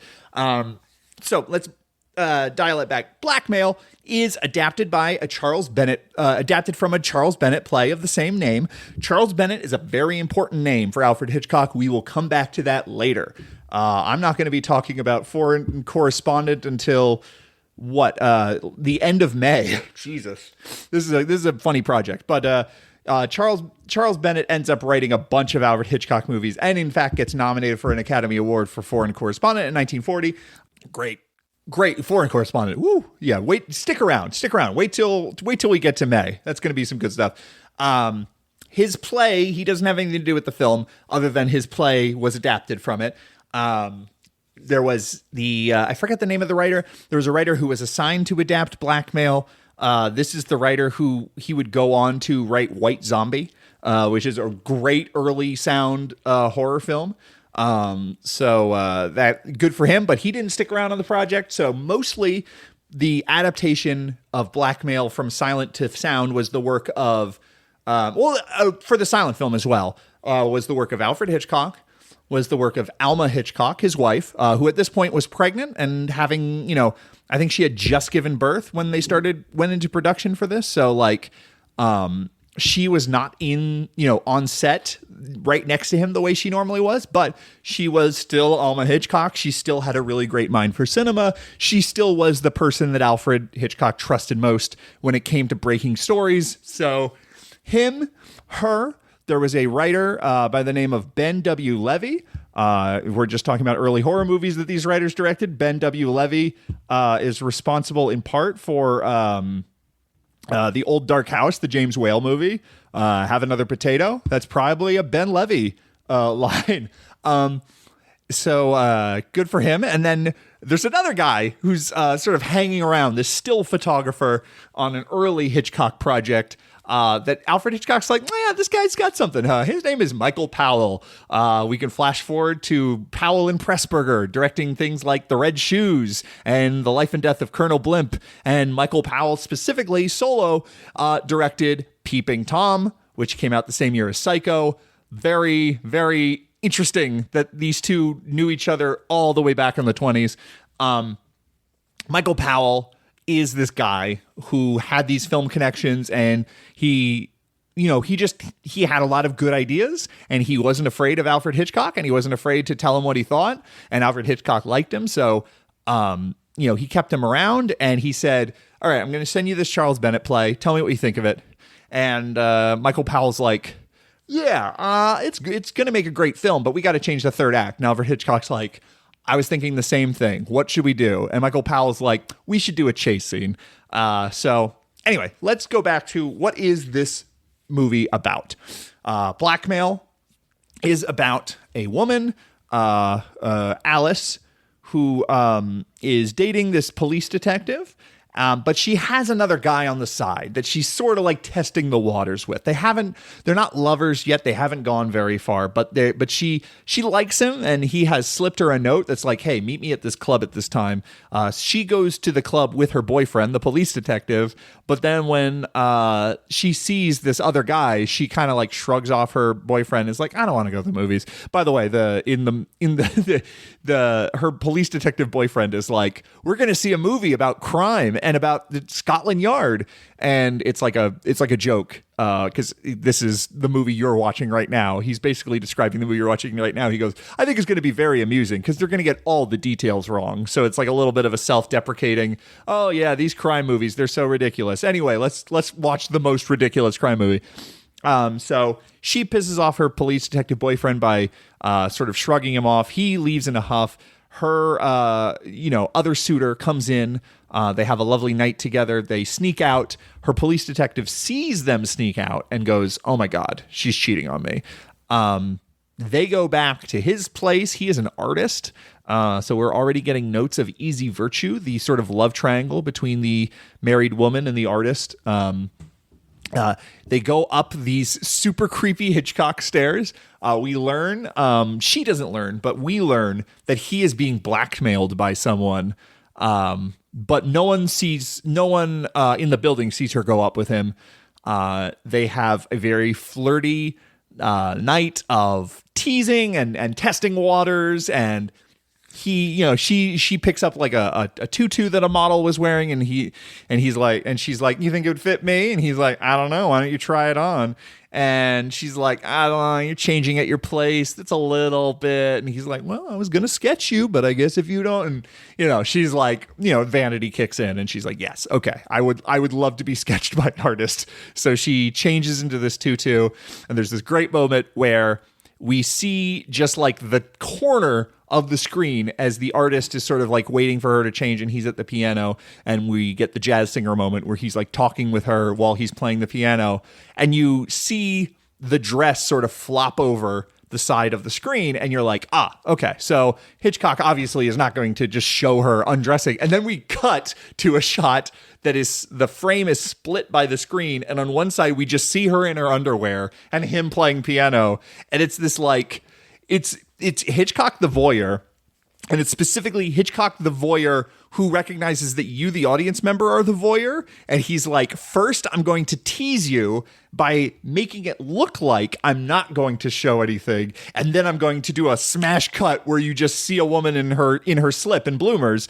And it's like a very sexy, titillating scene. It's more graphic in the sound version because there's no piano in the studio in the silent version. That's another thing that makes the sound version a little better, I think. The sound version is literally him redoing a movie, which is the kind of thing that like directors talk about all the time, where they're like, oh yeah, if I had a chance to redo it, we would have gone for a different shot there. Or, we would have played the scene a little differently. I don't think we ever really got it or whatever. Hitchcock actually got to redo it. And so there are moments where that have nothing to do with sound, where he's just kind of like punching stuff up, and like he's reframing, or he's like restaging a moment, or there's like a moment later where she like punches a hole in a painting, and in the silent version it's like a little bit of a weak, like kind of a slap that just makes a little shred, and then in the sound version she like runs her fist through it, and there's like little bits here and there where Hitchcock has completed the silent version and goes, okay, but watching this all together now, I have an idea, and now I get to do it again. So the sound version, a little more titillating, and a little more sexy, and a little more graphic, and just sort of a little more in your face. Spoiler alert: they did not show this movie in Australia because Australia found it vulgar and like obscene. This movie didn't do super well at the box office, in part because it did not reach over to other markets, and in part because it cost so much to make that it just couldn't really make much of a profit. But at any rate, she's changes into the tutu, and it's like full blown the erotic scenario of the model and the artist, and he is handling her, and he's like adjusting her straps, and his hands are on her bare shoulders and all this sort of a thing. And then she, at a certain point, he goes to kiss her, and she's like, you know what? I apologize. This is going too fast for me. I'm going to go I'm not ready for that right now. And so she goes behind the screen to change again, but he steals her dress. She pulls out, she takes off the tutu, but can't find her dress. And then he sexually assaults her. He grabs her. She's resisting. She's fighting. He's kissing her. He pulls her behind. He has a bed with a curtain, and he pulls her behind the curtain. I think this is less for cinematic effect and more just for like, all right, well, there are limits to what we can actually show. You don't hear what is happening behind the curtain. You don't get a lot of like panting or her screaming or fussing. It's like kind of quiet what's happening behind the curtain. It would have been like too upsetting and graphic, I think, if you did. So it's still like you understand what's happening. It's horrible. But the only motion you see is this curtain like sort of getting jostled and moved from the, whatever movement is happening behind the curtain. You see her arm reach out, and she's very frantic, and she's like, grabbing at the end table looking for something. Her hand comes upon a knife. She stabs him. Or you just see she grabs the knife, and the arm retreats back behind the curtain, and there's still motion and activity, but then slowly the curtain stops moving, and then there's like a 3-second pause of just the curtain being still, and then his dead arm falls out. It's like fucking perfect. It's so good. But importantly, in the sound version, like silent version plays out the exact same way. So this is just, how he conceived it. It's visual.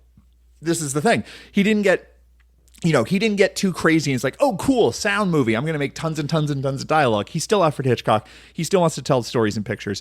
But silent version plays out the same way. Sound version, what are you waiting for? She grabs the knife. The knife retreats behind the curtain. You're waiting for a scream. You're waiting for him to go, oh, like you're waiting to hear it. You don't. You just see the curtain slow down. And there is something really, and again, I think the lack of sounds of the struggles and everything else that's happening behind that curtain is about just like decency, but it is so unnerving and effective. And like again, Alfred Hitchcock is inviting you as a viewer to imagine what's happening behind the curtain. Alfred Hitchcock is the reason he's Alfred Hitchcock is because he's the cinema pervert who recognizes that you in the audience there are a pervert too. And he's just like, doesn't it feel good to be a pervert? And that's why sometimes you watch an Alfred Hitchcock movie, you go, oh, I don't know if it feels good. But curtain stops moving, arm flops out. She comes out. Again, she's in her slip and bloomers. She's holding a knife. Again, standards and practices is a television thing. But like, just like common sense is like the knife is not coated in blood. But it is a hell of an image of her just like really, really fucked up and traumatized by what just happened. And she's holding the knife and her face doesn't know what to do and her body doesn't know what to do. And it's just very silent for like 8 seconds as she is sort of just like looking around the room, freaking out, holding this knife. And then like emotionally it all hits her at once. And then the music kicks in. So this is Alfred Hitchcock, Catholic, guilt, shame is a big part of a lot of Alfred Hitchcock movies.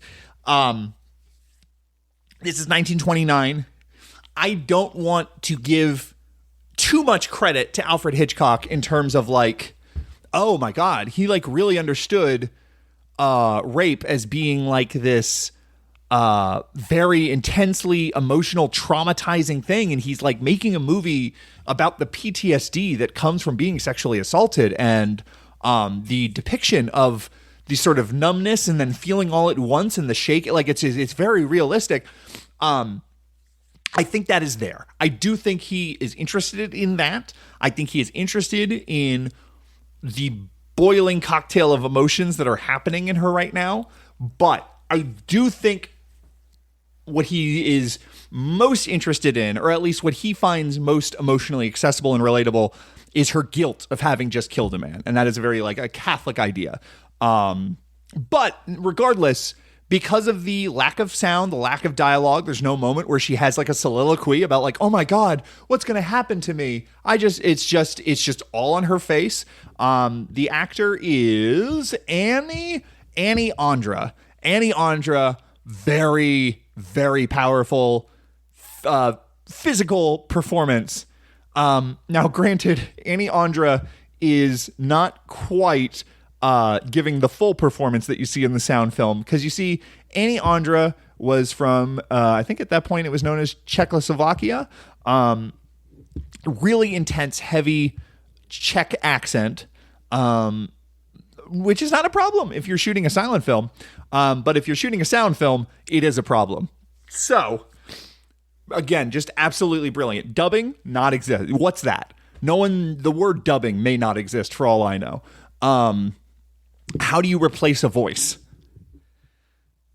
Alfred Hitchcock got Annie Andra to link up with this other actress named Joan Barry, who is a British actress. And they worked very hard together every single night before the next day's shooting to memorize a scene, and specifically the tempo and rhythm and everything of all the dialogue. Joan Barry stands just off screen on set performing the dialogue, so it's captured by the microphone, because they can't do this in post. There's no post. That's not a thing. All the sound that happens other than the music is like on set right now happening. Excuse me. I will probably mute that. If I said excuse me and you don't know why, it's probably because I muted that cough. That was unpleasant. So it is like pure Singing in the Rain ass fucking Joan Barry just standing next to the camera and being like, gee, you had me waiting half an hour for you. And then Annie Andra just sort of like mouthing the words. So in dialogue scenes, it's a little weird. It's entirely possible if you don't know that and you watch it, you won't pick up on what's wrong.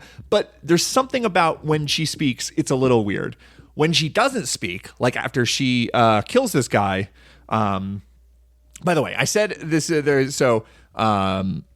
I started this whole series because of two books, Alfred Hitchcock, A Life in Darkness and Light by Patrick McGilligan, and Hitchcock's Films Revisited by Robin Wood.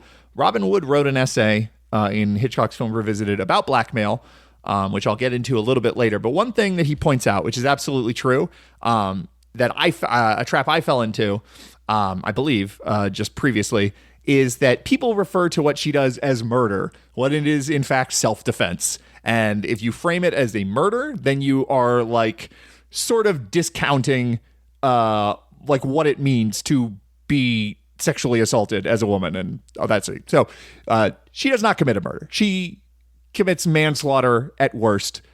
She is protecting herself and her life is at stake, basically, in that moment when she kills that guy. So anyway, in the scenes immediately following her killing that guy that are silent, and you just see it all in her face and her body language and just like really, really big eyes, like really big expression. Unbelievable performance. Really powerful.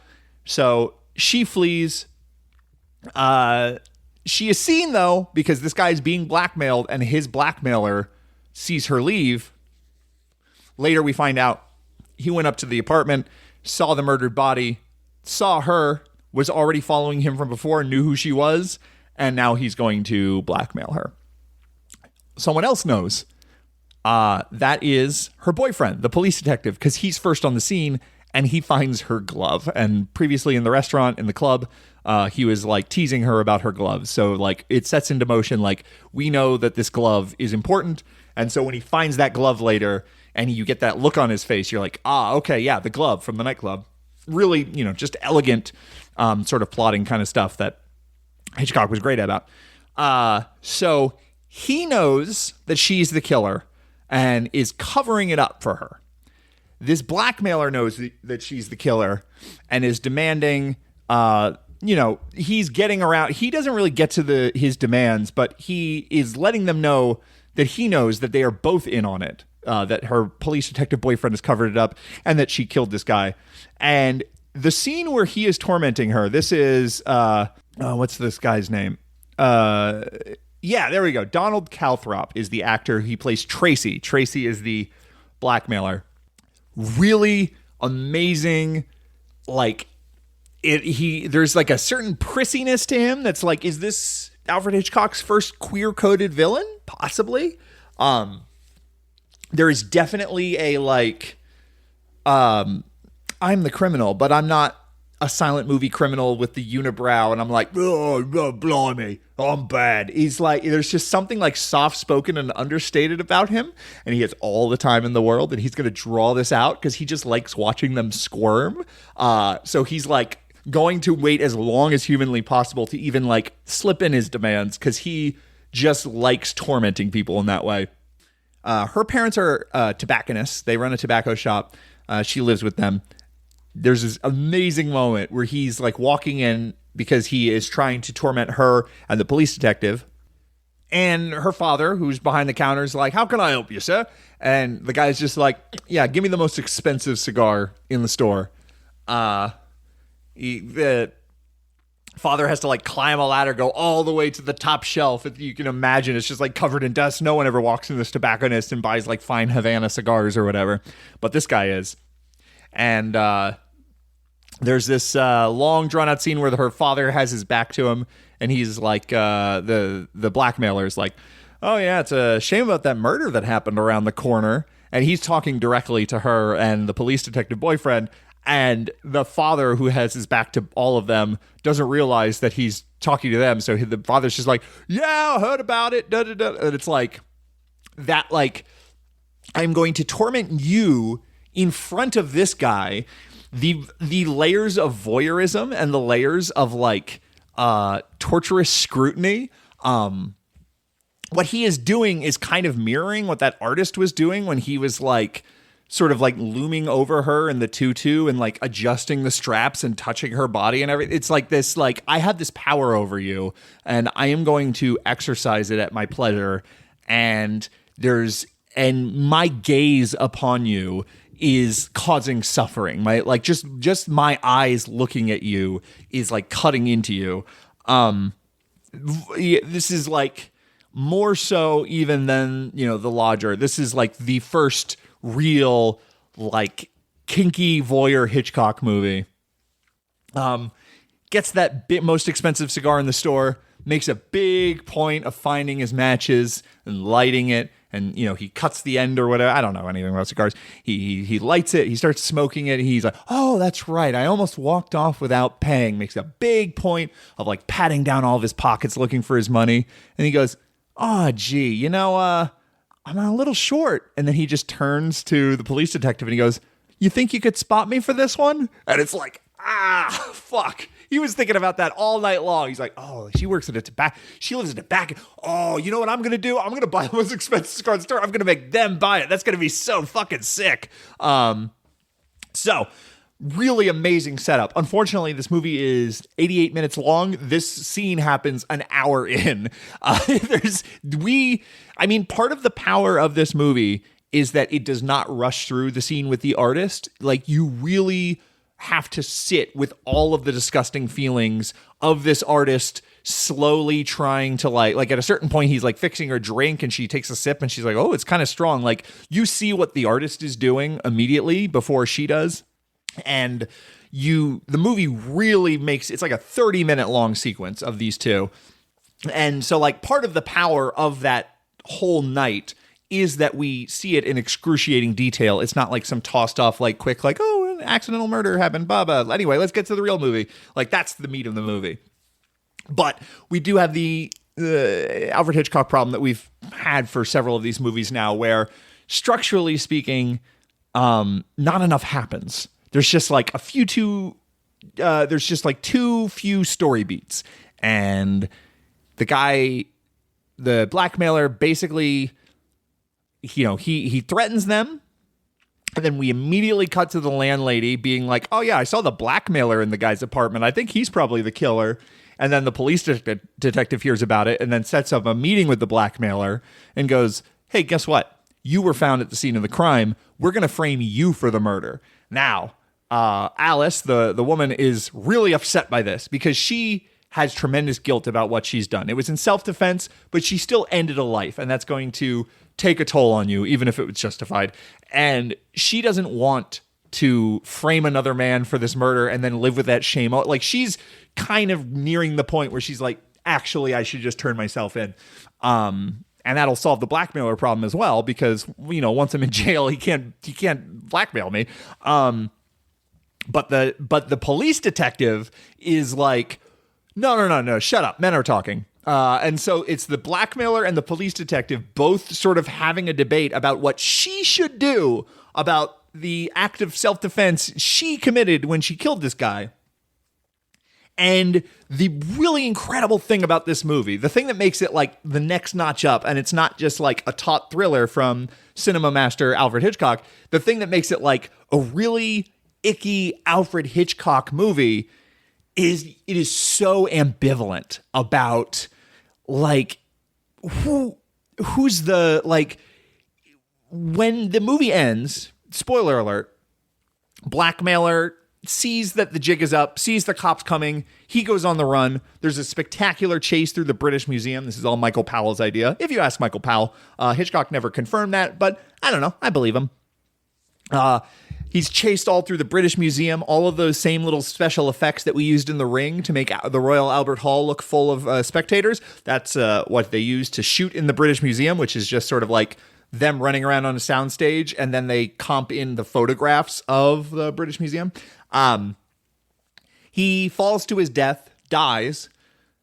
Simultaneously, she doesn't know any of this is going on because they all ran off. She writes her confession letter, walks to the police station. Her police detective boyfriend comes back to the police station, sees her trying to turn herself in, and is like, no. The police think he did it. He died. It has a bow on it. It's all over. Let's just fucking move on with our lives. And then they walk out arm in arm, and we get this guy who's at the front desk of the police station of Scotland Yard. And at the beginning of the movie, there's a whole silent sequence of them like apprehending a criminal, and you see like how the wheels of justice work. And then it ends with her police detective boyfriend, clocking out, coming out, and then she's waiting for him, and she's like, "You kept me waiting 30 minutes." And this guy at the front desk, he sort of leans over, whispers something in her ear, tells her a joke, and they both laugh. The end of the movie, that same detective is there at the front desk. He makes another joke. She's not laughing. She's walking out arm in arm with her police detective boyfriend, who has unilaterally made the decision about what is to be done about this moral act she committed. And it feels fucked up. It's not a happy ending. Like, the blackmailer died. Cool. The rapist died. Cool. But like, it feels bad. It feels bad that she's trapped in this system. And like, the fact that Alfred Hitchcock, who fucking hates the police, makes her boyfriend the police. I mean, he didn't make it. This is an adaptation of a Charles Bennett play. But like, regardless, this is Alfred Hitchcock's film. It is very important that like this guy is kind of shitty to her at the nightclub. And then like later on, he's very shitty when he is just sort of like talking over her and not letting her make decisions. There's a moment where she is first being like grabbed and assaulted by the artist when she's up in his apartment, where Alfred Hitchcock cuts to a police officer just sort of patrolling down the street. There's and it's a callback. So actually, she goes up to the apartment. She's sort of looking around. She looks out the window, looks down at the street, to see how high up they are. And you see just like a little cop patrolling the street. And there's this like look on her face when she sees that cop patrolling that she's like, oh, this is like a safe neighborhood. Like I'm safe. This is fine. I need to get over these jitters I have because this is not a dangerous situation. There's a cop right out there. Then later, when she is being like grabbed and harassed by this artist, we cut to that same cop walking back the other direction, totally unaware. It's not like is the cop going to hear? And there's no suspense. It is just like an ironic, like, the cop is being like, yep, nothing to see here. And that's what fucking society says about sexual assault. Yeah, nothing to see here. This is all working as intended. If she didn't want to be assaulted, she wouldn't have gone up to his apartment. So, as far as we're all concerned, this is all kosher. And so, like, again, Alfred Hitchcock, not a great supporter of women. has quite a bad track record with women. I'm not trying to set up Alfred Hitchcock as a feminist or whatever. I don't think Alfred Hitchcock was, particularly, I don't think he was motivated by like telling the story of the patriarchy and sexism in England. But like Alfred Hitchcock is only sympathizing with her. I believe you can, if you have like the least charitable read of this movie, you can say it is about like a silly woman who makes a terrible mistake. She commits the sin of adultery in some way or another. She's punished for it. But then luckily the police are there to right the wrong, and then they walk out. So like if you just go beat by beat on like what happens in the story, you could read it that way. And this is part of Robin Wood's essay about Blackmail in his book Hitchcock's Films Revisited. The way Hitchcock does it, the way Hitchcock tells the story is telling the opposite. And that ambivalence, that like, just like, I don't know what to think kind of feeling when you're watching the movie, that is the thing. That is the Rear Window thing. That is the Psycho thing. That is the Vertigo thing. That is the Birds has some of this. Like, that is the Alfred Hitchcock. Like, this is why this is the first like great Alfred Hitchcock movie, because it's just kind of fucked up. Now, granted, it's also like, it's also a movie that is like really, really clearly getting its jollies from like watching this woman undress. And it's very important to this character that she not be seen in undress, but like Alfred Hitchcock is going to treat the audience to seeing her disrobe behind the screen. So like those instincts are there too. I again don't want to overstate any kind of like feminist instinct in Alfred Hitchcock's motivation, but he is someone I think who is sensitive to guilt and shame, and I think he is interested in women as much as he like my big brain, like galaxy brain take on Alfred Hitchcock is that he was insecure and self-loathing, and he resented women who were beautiful, and he put himself in a position of power so that he could have power over beautiful women, and that was how he got off, was by like subverting his innate he's fat, and it's like, okay, well, if I'm fat, that means in this society that I'm hideous, but I can show them up by having power over them as their director or whatever. There's a sound test of Blackmail. When they did the sound test, he did the sound test with Annie Andra and her crazy Czech accent. It's not a crazy Czech accent. It's just she doesn't sound like a middle-class British woman like the character is, with her thick Czech accent. And if you go on YouTube, you can look up the Blackmail sound test. It's 29 seconds long. It's a lot of fun because it's Alfred Hitchcock and he's got hair and he's got this little impish like look in his eye and he's telling dirty jokes and he's embarrassing Annie Andra in front of all the cast and crew.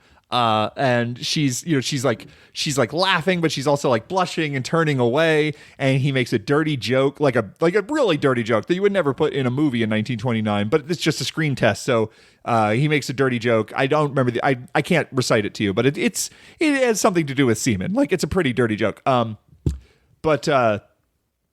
And she's like very embarrassed, and he is taking so much pleasure in making her squirm. And by all accounts, they were like, this is not a Tippi Hedren situation. Janet Leigh, who's we'll get there later.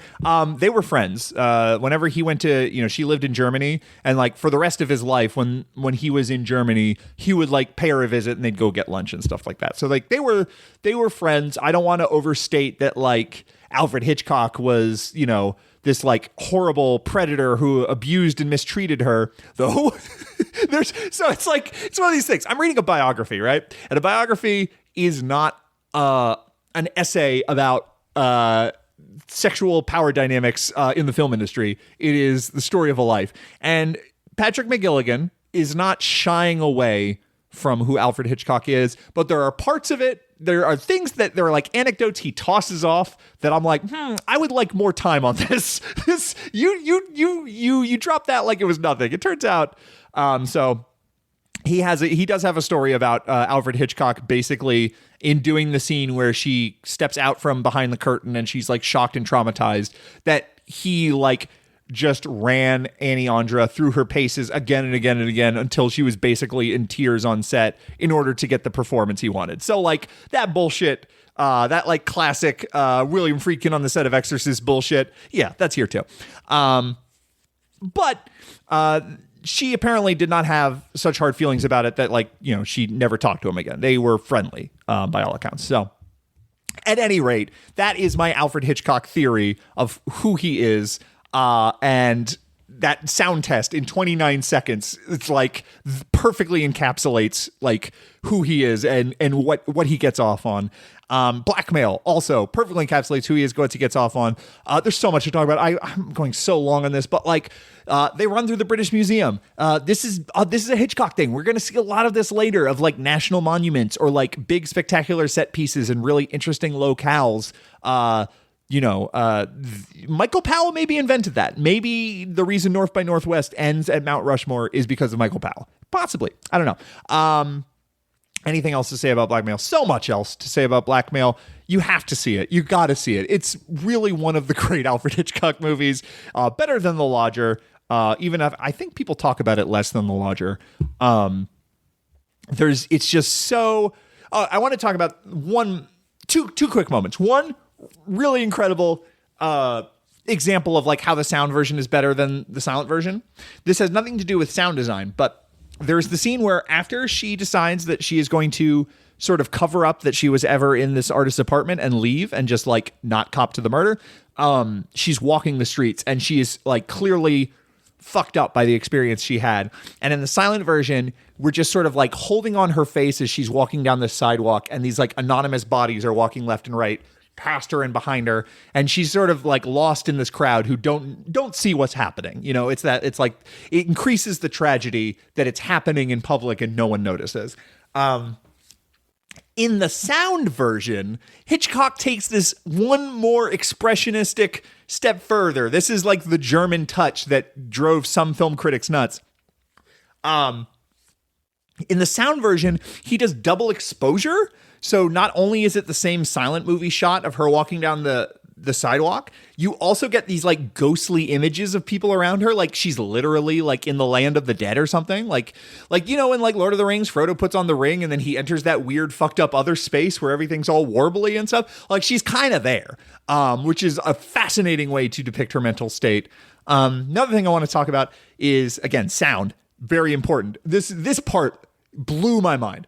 She's at the breakfast table, and it's a tobacconist, so it's like a storefront, and there's a neighbor nearby who she's buying some cigarettes or whatever, and she's talking about the murder that just happened around the corner. And she has this long monologue about how horrible it is to be murdered with a knife. Use a knife? I never use a knife. And we just get a close-up of Alice's face at the breakfast table, and it cuts to like a shot of her like suspended in darkness. So this is again this expressionistic touch. We're in her head listening to this woman go on, and every time she says the word knife, she's like, "Well, I've never murdered with a knife. You know, it's ridiculous to murder with a knife. You know, smash a man over the head with a brick. That seemed right and British, but a knife. I just have to say it. I would never kill with a knife." And every time she says knife, it's like she punches it in really hard. And then eventually, what Alfred Hitchcock has her do is just start sort of mumbling and then just say the word knife. And so it's just like, knife. Yeah, buddy. Is that a knife? And then the whole sequence ends with like a jump scare where her father's like, "Can you cut me some bread, please?" And she like looks down, she picks up the bread knife and she's about to cut the loaf of bread. And then you just hear knife. And like the lady screams it. And then we cut to a medium shot of her like dropping the knife. Like this is the first British sound film, and he's already like, yeah, like people talking the way people talk in real life is cool, but what if I subverted that because it's cinema and I can do anything I want? I'm Alfred Hitchcock. Absolutely incredible. You got to see Blackmail. You have to see Blackmail. There's a lot I didn't even talk about, but I'm almost at an hour here. Next, we're going to be talking about murder, which I know nothing about, but come back for that.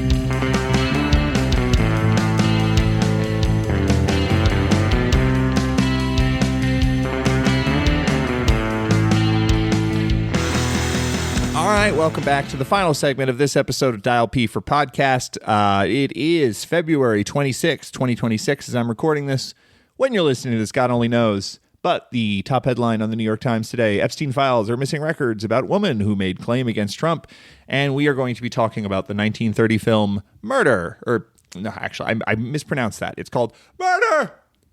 It has an exclamation point at the end. You know, like airplane, Atari. Movies with exclamation points at the end. They always make me laugh. So Murder is a murder mystery. It's a whodunit. It is a sound film. We are now in the all-talking era of Alfred Hitchcock. I don't think he makes any more silent films after this. We will find out, I guess. But I believe that by 1930, he is done with the silent era. Now, we just talked about Blackmail. Blackmail, absolutely, incredible, foundational, very important Hitchcock text. Murder, less so. This is a whodunit. It is about a young actress in a traveling theater troupe who is accused of killing another actress from that troupe because they find her standing over the dead body, holding a fireplace poker, and she has no memory of what has just happened. And so there's a trial, and on the jury is another actor who recognizes her. He's like a very well-established, famous actor, and at some point she has like auditioned to be in his acting troupe, and he turned her down, and he has guilt over that. And then he basically gets most of the jury thinks she's guilty because it's just sort of like so obvious that she's holding the murder weapon and she just claims to not know what happened. It seems like a pretty open and shut case. It's established that he has like extrasensory perception because his job as an actor makes him just like understand humans better. It's like classic this detective is magical bullshit. Like what makes this detective magical? Sometimes like they're just so genius that they're psychic. Basically, it's that genius and psychic powers they look identical. In this case, it's like, yes, his all-encompassing power of empathy and close examination of the human form means that he can look at someone and know if they're guilty or innocent. Very silly. But everyone else thinks he's guilty, and he eventually gets pushed into giving a guilty verdict as well, which is going to lead to a death sentence. So having this like guilt weigh on him, he decides to take it upon himself to become a detective and find out who really killed this young woman, so he can exonerate the woman that he himself sort of sentenced to death. That's the plot.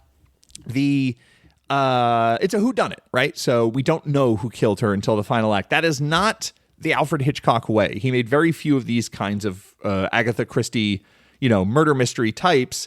One of the most famous Alfred Hitchcock quotes is the bomb exploding, right? Like if there's a bomb under the table, two people eating at a restaurant, there's a bomb under the table. If there's just an explosion, then that's a shock. But when there's not an explosion, that's suspense. And it's like the audience needs to know something could happen in order for there to be that danger and suspense and dread and like excitement. And when you're telling a story about a whodunit, all of the relevant information that would add danger is secret. So typically when a murder happens in a Hitchcock movie, it's not a whodunit, it's more of a how catch 'em or whatever. You've seen Rope, right? We see the very first image of Rope is the man being murdered, and then the whole rest of the movie, the suspense comes from, are they going to get caught? How are they going to get caught?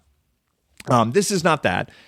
This is, again, early talkie. This is his third all-talking film, and I did not see Juno in the Paycock. I can't speak on that, but like I think it's pretty clear watching Murder that when you watch Blackmail, like a lot of the reason Blackmail works as well as it does is because it was sort of envisioned as a hybrid silent talking film, which means that everything that happens in Blackmail has to happen silently. All the relevant, all of the relevant exposition has to have a visual component because it was first conceived as a silent film.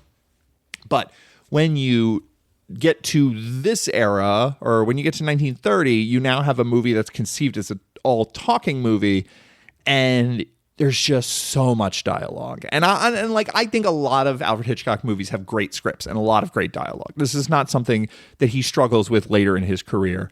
But this particular movie, at this point in time, the technology, the sound recording is terrible. I have a DVD that's 23 years old. I have a 2003 DVD box set of all these early movies. The old style massive box set where each individual title gets its own like full DVD case. That you're just sort of like, did everyone in the early aughts have like 15 bookshelves? How did they keep all of these box sets? The way we do home media releases now, the much smaller boxes, much better. But the quality of the video on this DVD is not very good. It's fun because Tony Curtis hosts them all. It's like some company called Laserlight or whatever, and it's just Tony Curtis, who has never been in an Alfred Hitchcock movie, going like, Alfred Hitchcock, the master of suspense. And Tony Curtis is such a weird human being later in life. That's a different podcast, but maybe I should do a Tony Curtis podcast at some point because, Hollywood Babylon, what the hell is going on there? Anyway, I watched Murder on a DVD that was low quality. It was very clearly ripped from a VHS. There was some VHS artifacts and scanning issues at certain points. That's not true. There's not no subtitles. There are Spanish, Japanese, and Chinese subtitles. No English subtitles, which is absolutely incredible to me. But I have hearing loss. There's a lot of heavy British accents, and it is just non-stop talking. This was a hard movie for me to follow, and therefore it was a hard movie for me to get excited about. Now, there's some really cool visual components. I think Hitchcock is sort of like getting more confident about moving the camera in a sound film and figuring out like, okay, well, these where we have to record, these scenes where we have to record sync sound, they have to be shot a certain way. But like, I'm getting more confident about my ability to call out when that's not necessary and when I can go into shooting without sync sound and make the camera mobile. So like the opening is just this like city street at night, and you hear this scream, and then there's this like really awesome crane shot. Or I say crane shot because it's like looking at the second floor of all these buildings, but it's on a soundstage, so it could very well be on the ground. Just like 3 feet above the ground. But it looks like it's the second floor of all these buildings. The camera elegantly pushing past. You get all these neighbors waking up and turning on their lights and peeking out the windows and trying to figure out what happened. Again, we're getting that like the local crime causes all the looky-loos to come out. That like weird, ghoulish, voyeuristic, black comic kind of approach to murder that never left Hitchcock. That's still, there's all of that in Frenzy. This opens basically the same way as Frenzy does. And there's some like really interesting shots where you're seeing everybody crowd around this house where this murder has happened, and then you get inside of the house, and he does this shot where he's moving the camera and panning it across all the faces of the crowd and everything, but he has specifically directed them to all be still, like it's a bullet time kind of a thing, like time has stopped, but the camera is moving to capture this moment of everyone seeing this dead body and to like get all of their faces and their reactions. And like, it's a really weird, interesting moment. And it clarifies that it's like when he went into sound, he didn't lose the expressionism, which is like, I mean, we've all seen a lot of these later Hitchcock movies. Obviously, he did not lose the expressionism, but sometimes as the movies get more and more modern in other ways, when he throws back to these like weird silent film touches that are just sort of like existing outside the reality of the film,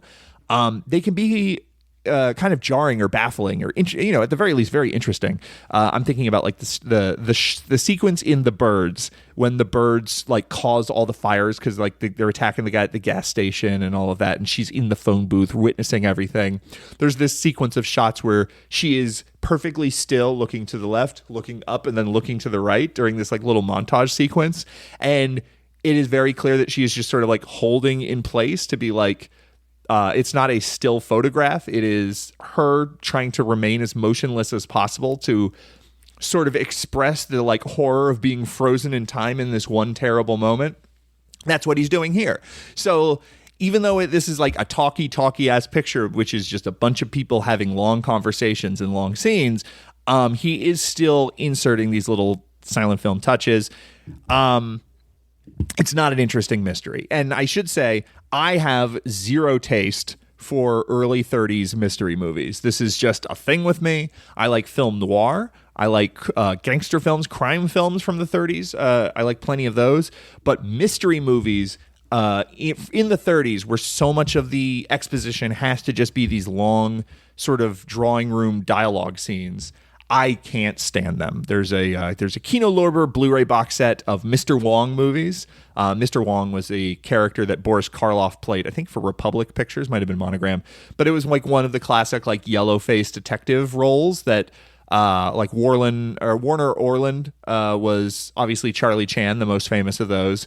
But like Peter Lorre had a character, Mr. Moto, who is like a Japanese detective, and Boris Karloff had Mr. Wong, who was a Chinese detective that he played. And I got this box set because I'm just a huge Boris Karloff fan.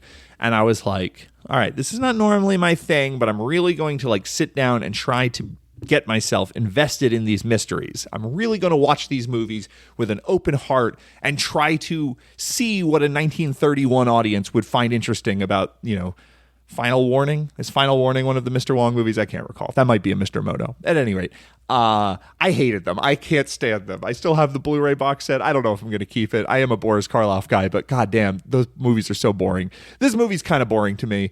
It's got a lot of humor, which is good. There's a really awesome sequence where the police are interviewing the traveling theater troupe while a play is going on. So they're like talking to people backstage, and they're trying to be like, discreetly, like voices quiet, to get information about what was the relationship between this woman and the deceased, and like who saw them leaving together. Was there someone else there? Did they have any differences of opinion or arguments going on or anything? And all of the people that the police are interviewing are like having to be interrupted to like walk on stage, including a female impersonator. And like the person they are on stage and the voices they use off stage and like their mannerisms and everything. It's all this like split personality stuff. It's all this like hidden life stuff. It's all, it's fun. Like for a murder mystery, the idea of like, oh yeah, everyone's got something to hide. Everyone has like two sides of their personality. There's something inherently untrustworthy about actors because they are professional liars, So we're beginning the movie by like casting suspicion on all of these people. Spoiler alert, it's the female impersonator, which, yay.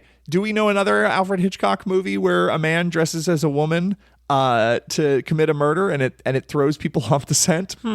Wonder if Psycho maybe was dialing into something that Alfred Hitchcock had done 30 years previous. Probably. So like that sequence is fun, but yeah, I couldn't hear shit. Like, it's just a lot of strong accents, and it's a really crappy transfer of this movie. And, it's not a silent film, so it's not, all these other previous movies, this never came up because there's intertitles. Here, I was getting the gist of things, but like individual scenes themselves had like just no meaning. And if there were jokes told, I probably lost it. If there were like subplots or like interesting character moments and choices, I probably wasn't picking up on those. So I really did not enjoy watching Murder. I enjoyed the Hitchcocky parts, right? I enjoyed the like, oh yeah, he's doing a thing with his camera or whatever.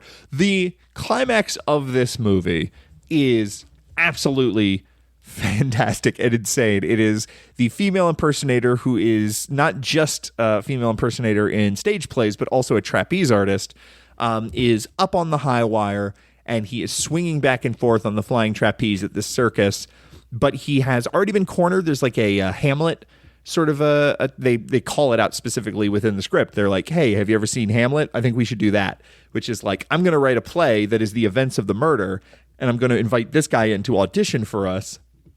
And when he sees the script, he's going to reveal something about the night of the murder because he was there. And so this is a pretty standard. I think probably I'm no Shakespeare scholar. Maybe Shakespeare invented it. Maybe it was already standard before Hamlet came out. But like I think post Hamlet, the idea of like, let's get people to reenact something, and then that sets something loose, and then we get the truth. We get to the heart of the matter. I think that is a like plot point that is in a lot of things. There's a really, really great early horror movie by Michael Curtiz called Dr. X, where that is ultimately how they find this, fucking cannibal, is by recreating all of the cannibal murders in front of a bunch of scientists, and they have them strapped to blood pressure machines, and whatever scientist gets horny watching acts of cannibalism is probably the cannibal. It's fucking great. This less so. It's kind of a boring play, and you kind of know where the scene is going to end up when it starts, but they still like, it's very laborious getting there. But at any rate, this guy knows that the jig is up. He looks into the crowd when he's on the trapeze, and he sees this actor who's playing this amateur detective, and he realizes that like he's done. He's been caught. So he's in this daze. He's like, we see all these like really cool swinging shots where the camera is assuming his point of view. And then you get these, they had to be trick shots because they didn't have a fucking film camera flying through the air. But like you have close-ups of his face as he's on the trapeze and flying, and the background is whooshing behind him. Those are awesome shots. And then at the end, he grabs the rope and he makes a noose, and he just hangs himself in front of the circus, and everyone in the audience is freaking out. And then you just see the tautness of the rope. You never see his body hanging. You just see the tautness of the rope swinging back and forth, like so ghoulish and fascinating. And like, again, this idea of like a very public murder, the idea of these things happening. That's not a murder, that's a suicide, but like a very public suicide, this death just happening with all of these witnesses. It's what is witnessed is always like so important in the Alfred Hitchcock movies. It's at the beginning of Frenzy when they pull up that body. It's like while there is some mayor of London or something making a speech, and all of the crowd who's there for the speech turn around and they witness this like naked corpse being pulled out of the Thames, and it makes it especially horrible. It makes it especially undignified. There's something, if he had quietly hung himself in a grove of fig trees a la Judas Iscariot, that might be one thing. But instead, what he does is he hangs himself in a crowd of people, and it's like, that's the fitting end. That's what you deserve. There's also some very weird stuff about him being half caste, like he's like biracial, like he's like half black or something, and that's like a plot point. I didn't get all again, just poor sound, I couldn't hear, but like there's something about that was like very strange, the way it was dealt with. But like, especially when you already have the element of him being like this gay character, like he's very much a queer coded villain, like even when he is not impersonating a woman, his manners and his mannerisms and speech, he's just like, okay, yeah, this is the gay actor. So of course he's untrustworthy, and part of that gayness being like tied up in his biracial identity is just like, fuck off. But 1930 England, what are you gonna do? Murder. I'm not a fan of this. Especially immediately following Blackmail, which is just, it goes so hard and it has so many memorable performances. Like, I think Herbert Marshall as the sort of amateur detective in this is just kind of boring. It was a hit though. I think Juno and the Paycock was also a hit. So like, if we're tracking Hitchcock's career, we are seeing, despite the fact that Blackmail was like just too expensive and there weren't enough sound theaters in England for it to turn much of a profit, and American theaters were not really interested in British films at the time. This is still an example of like, okay, but Hitchcock's on top. He's a celebrity at this point. There are magazines that are dedicated to film are like writing articles about him, and as an auteur, basically, before the word auteur was even invented, they're sort of talking about like, this is the Hitchcock style and this is how his career is going, where he goes back and forth between these play adaptations and then the ones that are like the real Hitchcock movies. So like, people in the 20s and early 30s were already talking about Alfred Hitchcock the way they talk about like a Steven Soderbergh in the 90s or whatever. So he is a full-blown celebrity at this point. This is a very successful film. It's important to remember as we go forward that he is like ascending the ranks of, it's a small pawn though, which is why eventually we're going to end up in America. But not a fan of this one. But that is another episode of Dial P for podcast. Come back March 31st. Is that how many days are in March? March 31st.